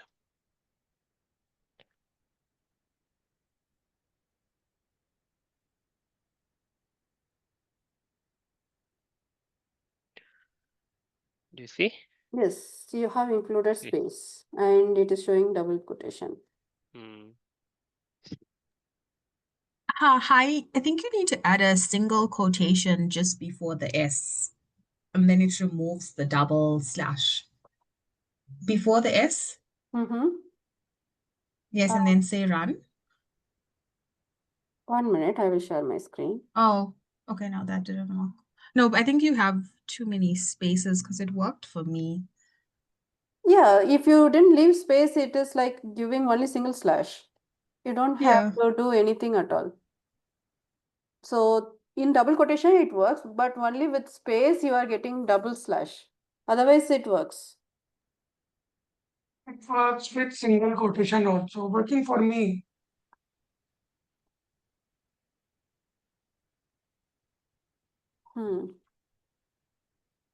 Even in single quotation, it is working. Yes. Can you show? At hello part, I can show it to you. Let me share my screen. Sure. And you see this? I use this hello and it is printing the same. Just You one. are using the backward slash. It's forward slash here. Yes.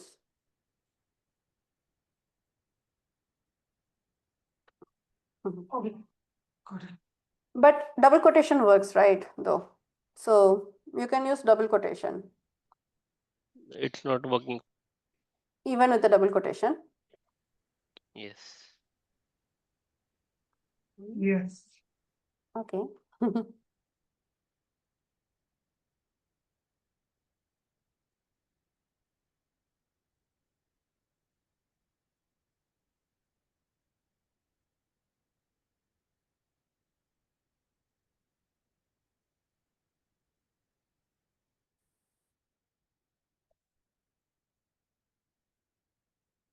Why it doesn't work with double quotation? It's working for me.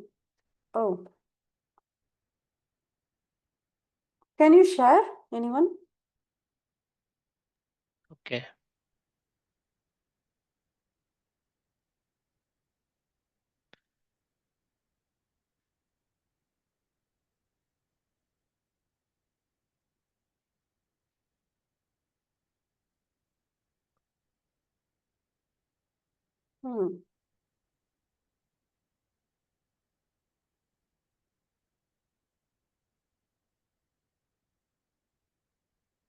So the slash yes is not working, I guess. Can you try slash and different letter, for example?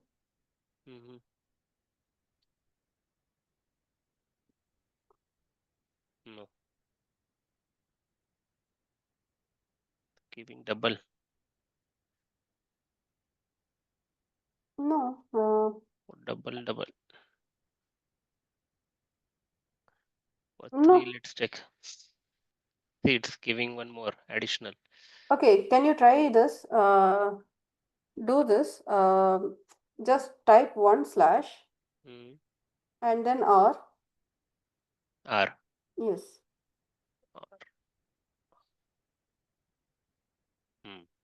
R works.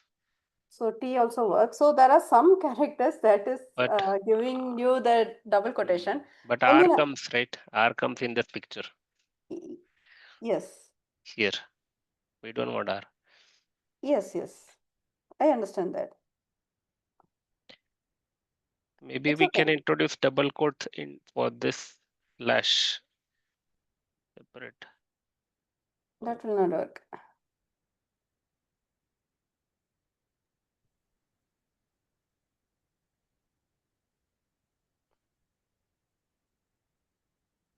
So escape sequence is mainly used to escape the character next to it, but you are like it's interesting to know that if you wanted to type escape sequence itself, it's having different functions. Okay, I will like look into it. Otherwise, it is okay, right? Because you can do quotations and it is working, right? So mostly we don't use escape sequence, but nonetheless, I will also like try and check why in some cases it is showing single escape sequence and some cases it is showing double escape sequence.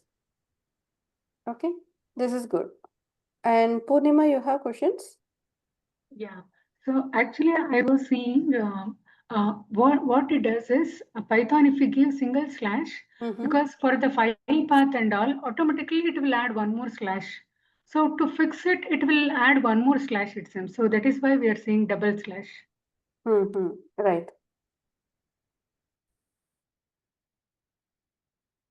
So I will check and tell you why, how to restrict it to a single slash even with different letters like yes, for example, right? So it shouldn't depend upon the next value as well. If you wanted to have some yes, then what is the solution? I will check into that. Otherwise, it is okay, right?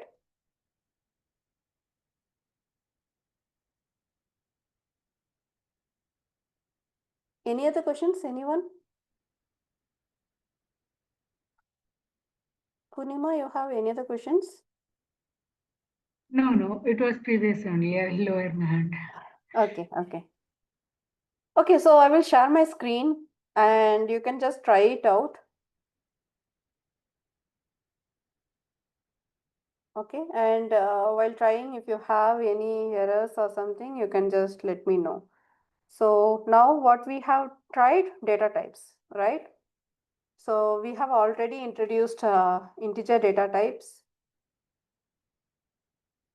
And now we are also looking into float, string, none, bool data types. Let me know once you have tried it out or if you have any questions. There was a solution on internet in the chat I've given. Okay.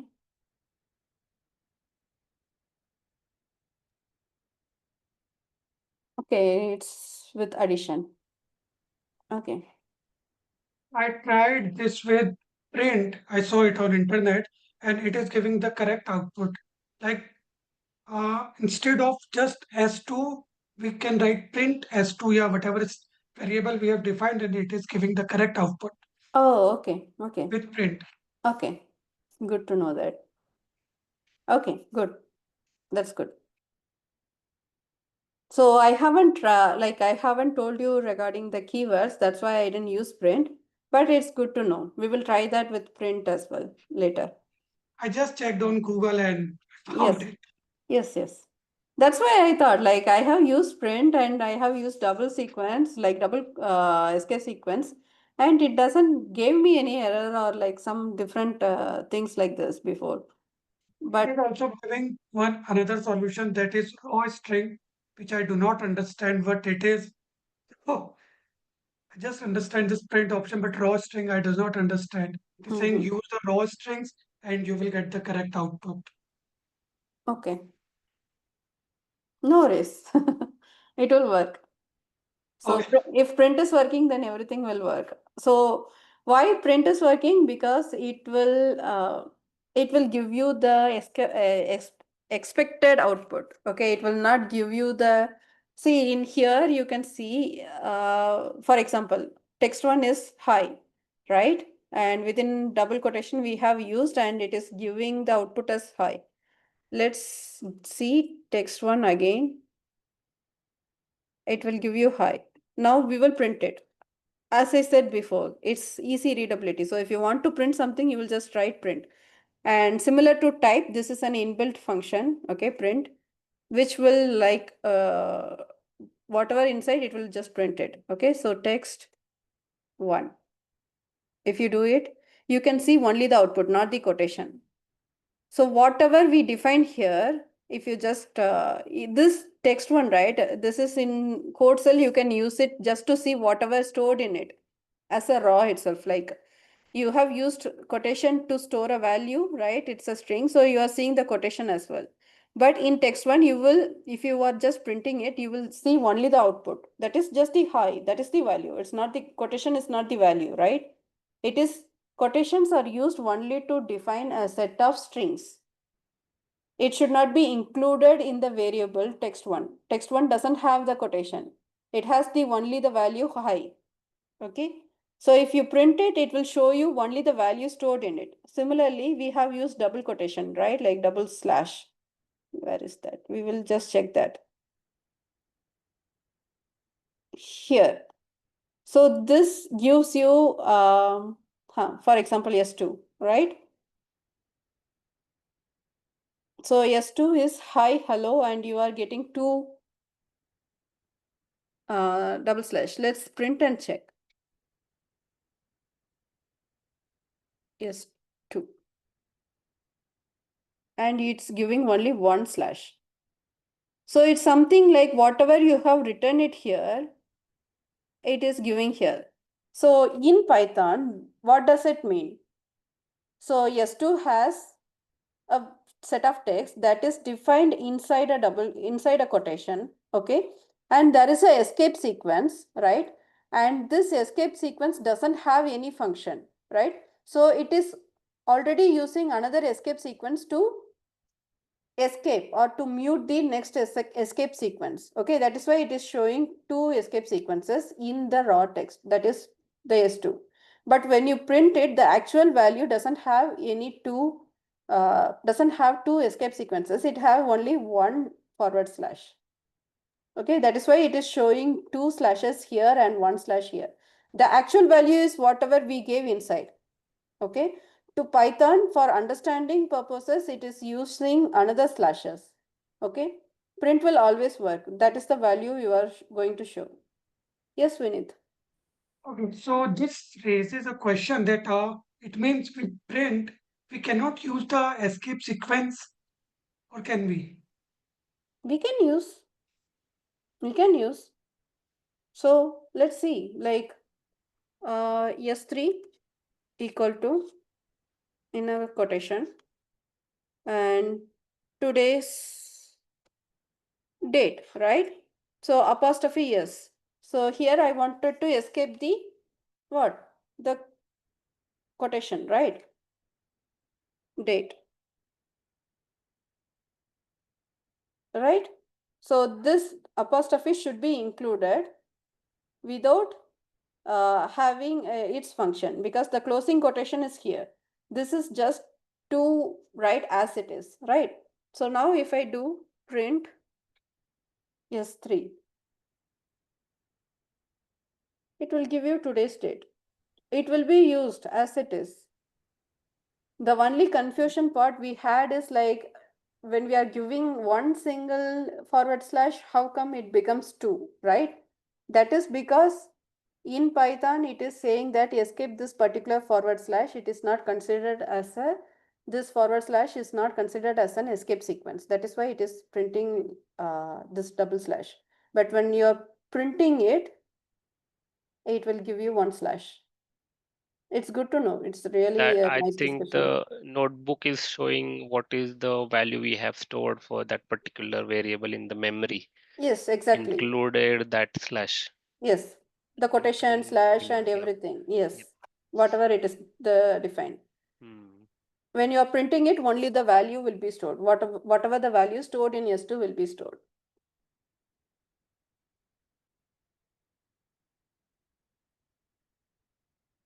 This is good. Try it out. If you have tried everything, let me know. Otherwise, please try it out. The float, none, different sets of strings, Boolean data type. Then we will go to the next topic. We can move. Okay. Everyone, is it okay? Yes. Okay, good.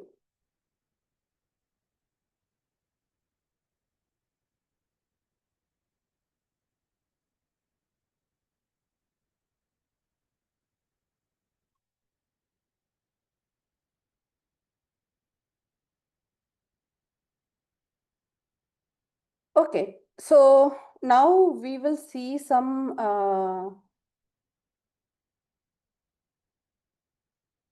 more into this basic integer and everything. Okay, so in other languages there is some restriction even for storing the integer. So if you have known like C or C++, there will be something like called int, long int, right? If you wanted to, so integer data type will have only, can only store up to like 62,000 or something values. Okay, not 62,000, The sorry. limited Yes, bytes. limited bytes, right? So it can store only 4 bytes, and if you are storing some values larger than that, then it will always like round off or give some garbage or some values. It will not be correct. But in Python, you can store any value, lot of values in as an integer. It will not restrict. So for example, I'm going to store big int. It's a variable. Okay. Again, there are some restrictions. You cannot use a data type variable as a data type name as a variable. Okay, so you cannot use int equal to 5. It will give you an error. Oh, it doesn't, but you will get later some. It will give some problem later. Okay, so you should not use the default keywords. You can see once you use the default keywords, it will change color like light blue or something. So avoid using that. That's keyword. That's a keyword. Int is a keyword. 1 minute.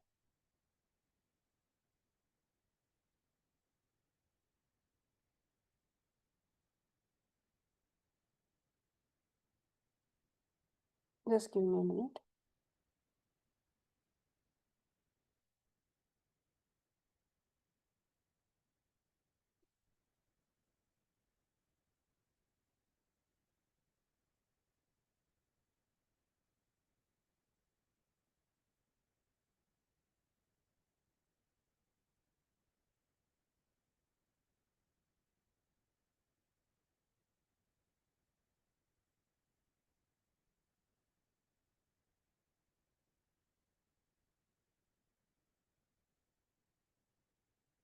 Okay. So now I'm going to define a variable that is big int. It comes under all the naming conventions, right? Big int equal to, and I'm going to define a large variable like 1, 2, 3, 4, 5. Okay, and 0, 0, 0, 6, 7, 8. It's a really large value. Okay, and it ends with 4 zeros. Okay, and now let's print that big int. If you print it, it will give you all the variables, like all the values. Even if it goes beyond the page, it will still consider all the things.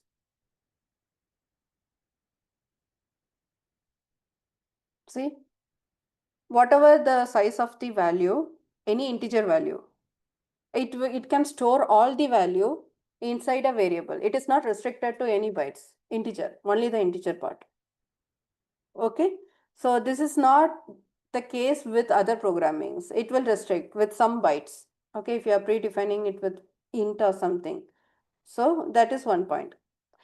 But what about float? Float is not like that. You cannot store large float in that case, big float. It takes higher memory, so you cannot store large float in this way.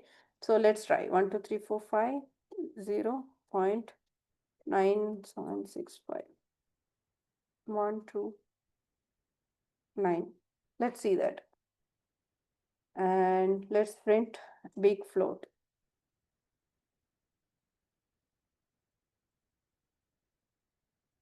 You can see it's already rounded off, right? So it have printed 4, 5, 6, 9 decimal points. It is not storing larger than that. Okay, but integer can store lot of numbers. Whatever, there is no restriction in integers by default, but in float you have restrictions because it takes large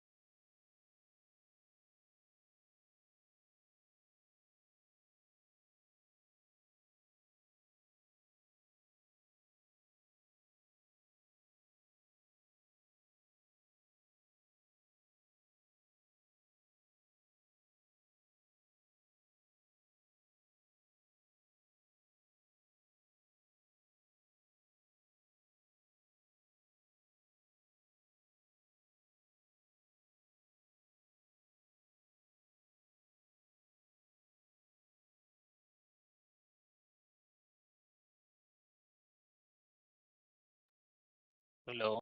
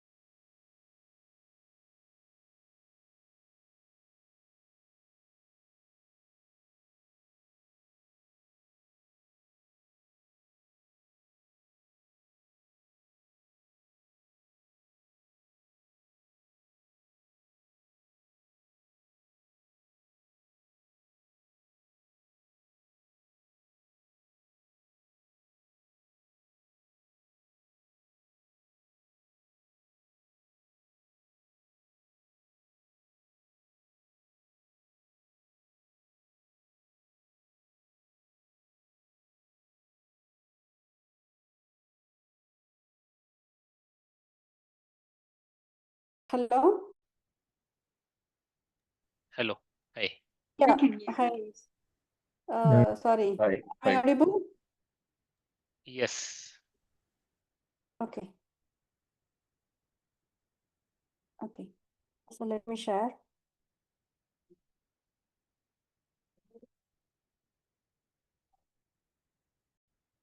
Okay, so this is about big integer and big float. Okay. Please share Now again. we will.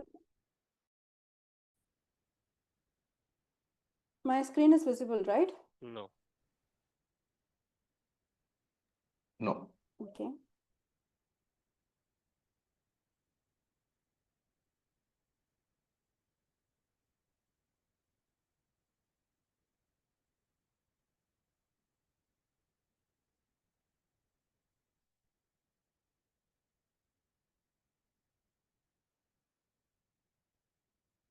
Can you see now? Yes. Okay. So we have seen a big integer and big float, right? So this is how the memory works in Python. Now we will see different kind of operations. Okay. So one thing we have seen is like assignment operation. So assignment is what?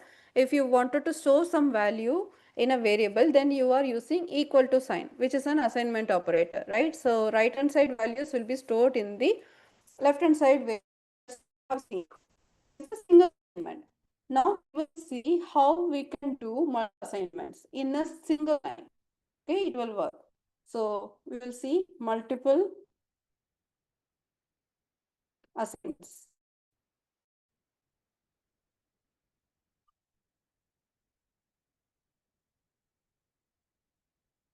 Here what we will see is now I don't want to store a value in a single variable. I wanted to store multiple Ma'am, your values. voice is not clear.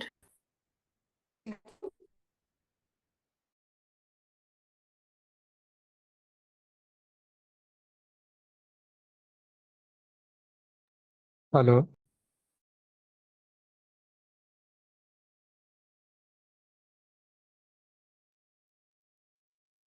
Looks like internet is. So Yeah, now is it okay?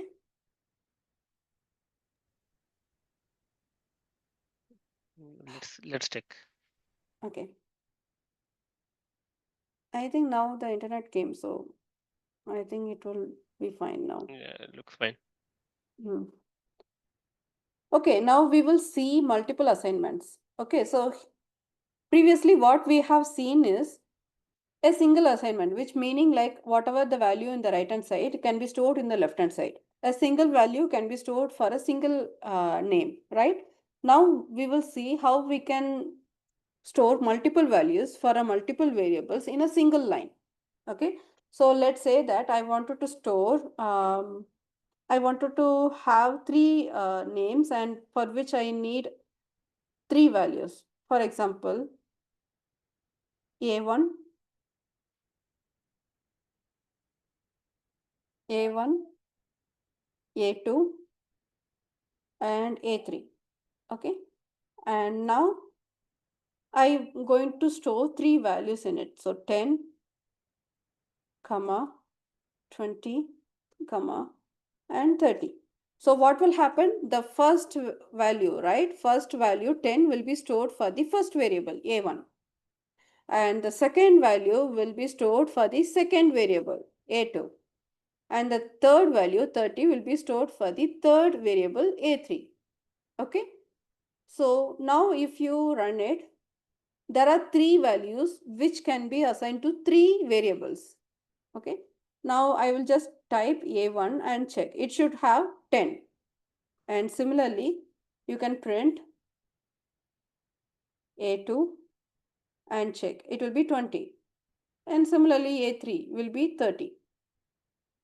Okay. So we have defined three variables and three values with a multiple assignment. You just used commas. If you are using extra values, then it will throw you an error.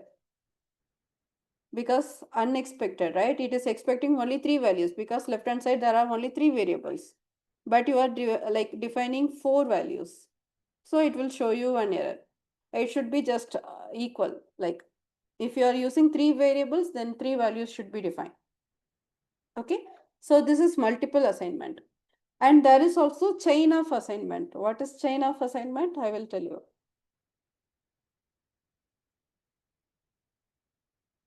So now you can see that A equal to B equal to C. So all these values should have the same value as like 11, for example. And if you just print A, it will be 11.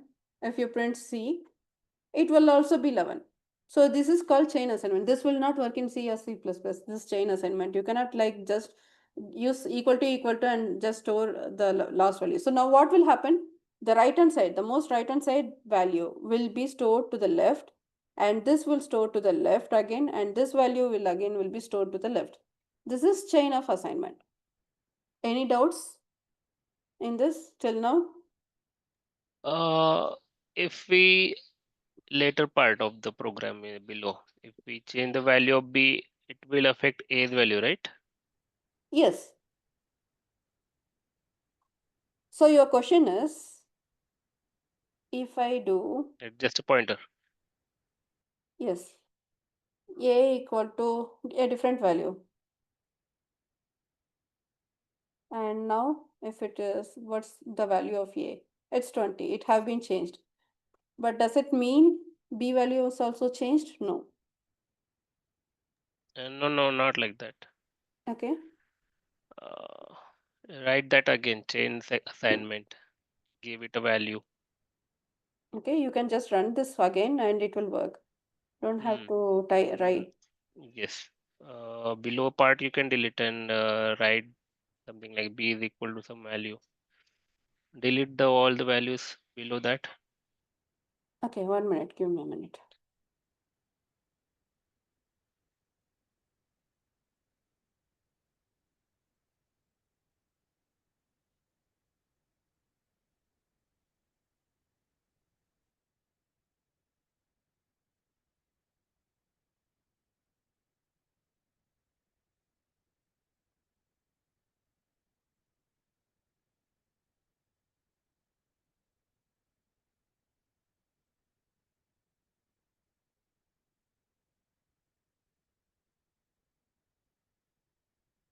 Okay, so here you just don't want to change it. This is okay, but you don't want to change the value of A, but the value of B. Right? Yes, I've tried it myself. It's not changing, but let's check. Okay. So your question is, will A will also change? It's not changing. You can It check. will not change. It is not dependent. Yeah. You are just assigning it. But these are some things that you have to like think. It's good that you are thinking in this way. So once you think like that, you can try it out and get the answer as well. Yes. Okay. Any other questions? Anyone?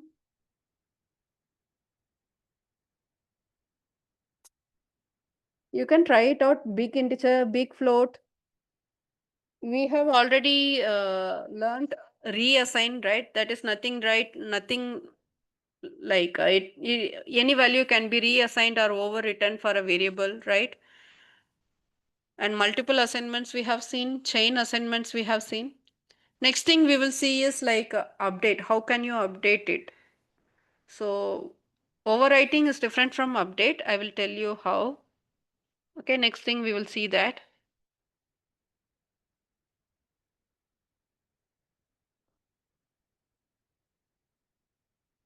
Any questions in this multiple assignment and chain assignment?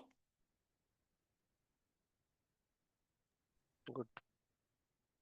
Can we Yeah, move on? I have Please. one question. Okay. For me, that in chain assignments, I have done A is equal to B is equal to C is equal to D is equal to 50, but I have given a value, a different value to B is equal to 30. But when I run B, it is still giving me 50. Have you run that cell once you assign it?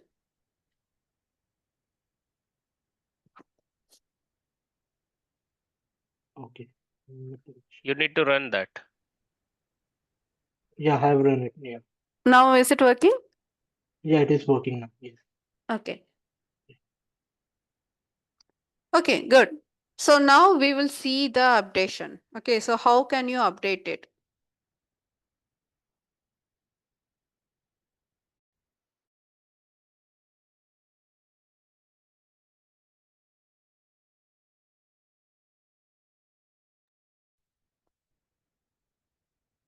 So here now we will see what is an update.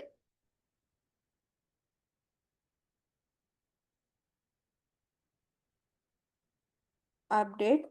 So one thing is we have already seen if you wanted to like redefine some value like this, right? Initially B value is 11. If you wanted to reassign it, you can just write B equal to 20.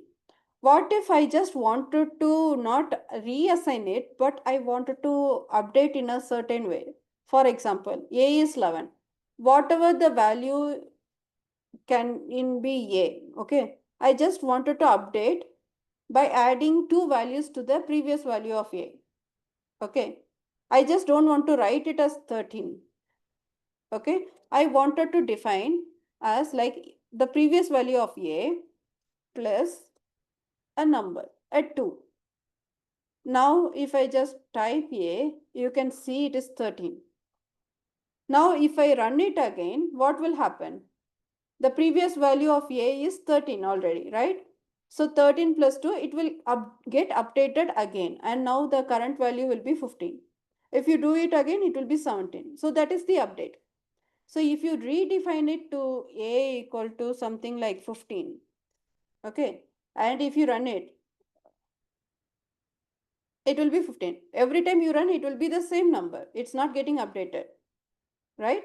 But if you are doing this again and again, it will keep on updating because the previous value of A will be added to the current value. So previous value of A plus 2 will be added to the current value.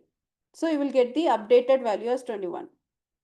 So this is something you have to remember. This will be frequently used in the later codes, which we will learn. Okay. So this is the update, and there is a shortened notation for this. It's not restricted to addition as well. So you can just use A equal Plus to equal A into 2. So that will be 15 into, sorry, 23 is the previous value, right? So 23 into 2, it will be 46. So it's already 46. So 46 into 2, it will be 92.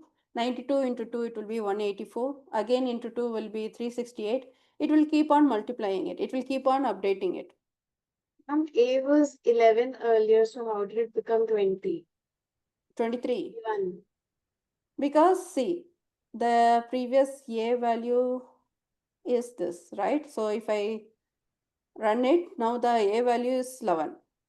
Now I am updating it to previous A value plus 2, right? So it will become what? 13. And if I run it again, it will become 15. Why? Because the previous A value was 13, right? So 13 plus 2 will become 15 and 15 will be my current A value. If I run it again, what will happen? 15 plus 2 will be 17. So 17 will be stored again to A. Again 19, then 23, 21, then 23. This is how I got 23. Okay. Okay. I have run the same cell again and again to get 23. And now it can be multiplied into 2, 46, 92, 184, 368 and so on. Okay. Any questions till now? Good. So this is updation. So this is a long, this can be like written in a shortened notation. So for example, let's check for the B value. It's currently 11, right? I wanted to do the updation similar to the A, right? Update. Now what I will do is, instead of writing B equal to B plus 2, I will write B plus, equal to. yes, plus equal to 2. You can also use comment to the right, okay? Whatever after this will not be considered by the Python. So it is same as B equal to B plus 2, okay? So this is a shortened notation of B equal to B plus 2. It's nothing but B is the left hand side and it will be added by 2 and assigned to the B itself. Okay. So if you do that and check for B value, it will be 13. Again, if you run it and check for B value, it will be 15. Run it, check for B value, it will be 17. Similar to that, it's just the shortened notation.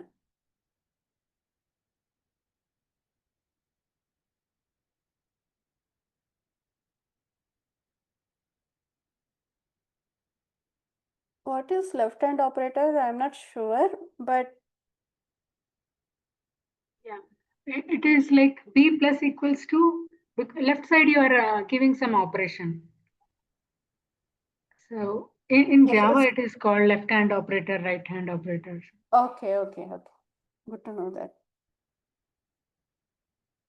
Okay, so this is a shortened notation for updating. So B equal to B plus 2 is a full version of it. You can use in short like B plus equal to 2, which will expand to B equal to B plus 2. Okay. Any questions till now? Good till now? Okay, so let's do one thing. Okay, we have already seen addition, right? We will see what will work and what will not work. Let's check what is the current value for A and B. Okay, and it is 368 and 17, right? You can just add it. So A plus B will be what? It will just add and it will give you the answer. You can add two integers, but can you add two different data types? You can add an integer plus float, for example. Let's define that. 1 minute.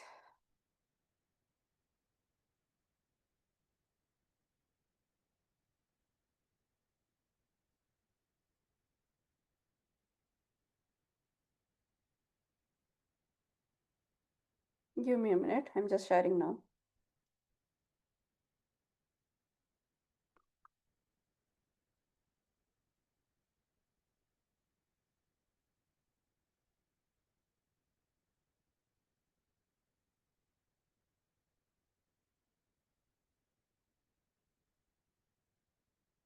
Okay. My screen is visible, right, to everyone? Yes. Okay. So let's say that I have a variable a equal to some different variable, not just a, n1 equal to 25 and some f1, which is a float. I'm going to store a float, so 10.5. Now I'm going to add n1 plus f1. Okay, I'm just going to see if that works. It works, 35.5. Okay, so 25 plus 10.5, it will work. What if I wanted to add, you know that like adding two integers will work, adding two float will work. What if you wanted to add like a number and a text? Okay, string, for example. Let's create a string. If there is any string, let's look. Okay, let's create a string called hi, and s1. Okay, now I will try to add s1 plus n1. It will give you an error because it cannot add string and an integer. Okay, so but you can add two strings. How you can add? So let's say s1 is high, so I will just write s2 equal to with some high and some exclamation. Okay, this is also a string, right? If I just write s2, it will just print exclamation. So if I add s1 plus s2, then it will just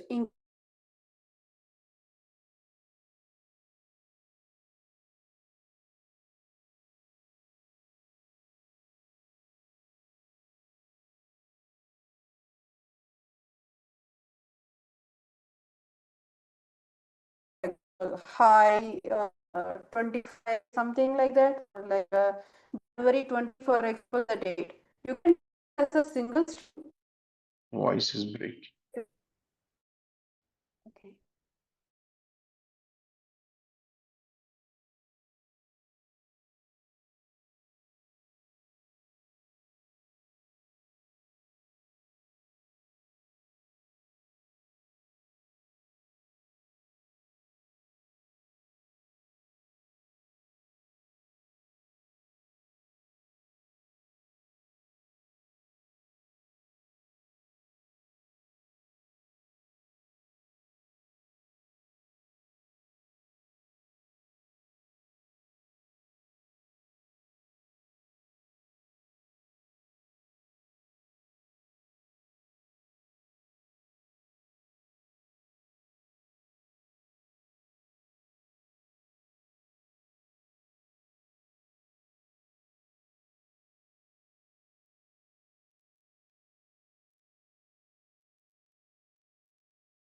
Now am I audible? Yes, Yes. ma'am. Yes. So adding two integers, adding two floats will work, or an integer and float will also work. But adding an integer or float with a string will not work. Okay, you can add two strings right away, like S1 is stored as hi and S2 is stored as exclamation, right? And you can add both and you can see that it will, both these strings will get appended. Appended means it will just join to each other. Okay, you can also add a number like as it is. For that, what you can do is, let's say S3 equal to double quotation January, and I am also leaving some space because space also I need to add, and plus 20. It will work. So now if I do S3, it will work as January 20. You can also store it that in some variable. For example, S4 equal to a number, but it should be considered as a string. So I am using the single quotation. Okay, now I am just writing S3 plus S4. Now the output will be January 20 is what? The value stored in S3, right? And the value stored in S4 is what? 20. So it just joins both of them. Okay, any questions?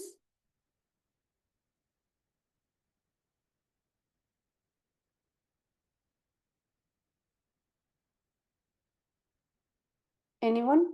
Any questions? Am I audible? Yes. Okay. I have one question. Mm-hmm. So in Python, apart from integer and string, we can add every other data type. In principle, you can add if it has some meaning. Okay. Okay. Okay. So list, tuples, that also we have seen, right? So when we go into that, I will tell you how we can append or how we will use that for adding or something like that. In principle, you can do. All right. Any other questions? Anyone? So today what we have learned, a basic understanding on Python and how to use a notebook, and why notebook is like very easy to use because you can see like you can test it, like, right? You can just define a value to a variable and test what the variable has. You can redefine it and check what the what the variable has, right? You can test it. You can do multiple operations in a single code and see the output. And you don't have to, like in Python you can do it, like you can just write 2 lines of code and run it and you will see the output. But if you wanted to change it, the previous output will get deleted. You cannot see that. That's the only thing. Okay, but in notebook you will have like a reference. You can just scroll up and down to see what values, what are the codes you have used and what kind of outputs you have got. It's for testing. Okay, the same function and the same code will be used in Python. This is also a Python, but in a notebook type, where you can use like different cells. Okay, and we have introduced the basic understanding on Python. We have seen what is a variable, what is a data type, what is arithmetic operation, right? And how to use it, what kind of errors you will encounter. All these stuffs we have seen. Any questions in this, and any comments? Do you like the first intro class? Is it okay for all of you for the pace, slow, fast, and everything? Yes, good. Yes. Okay. Yes, good. Yes. Is good. Everyone can understand this, right? This pace, and you are feeling comfortable till now. Yes. Okay, good. Yes. Okay. So good. So tomorrow we will see. Tomorrow there is the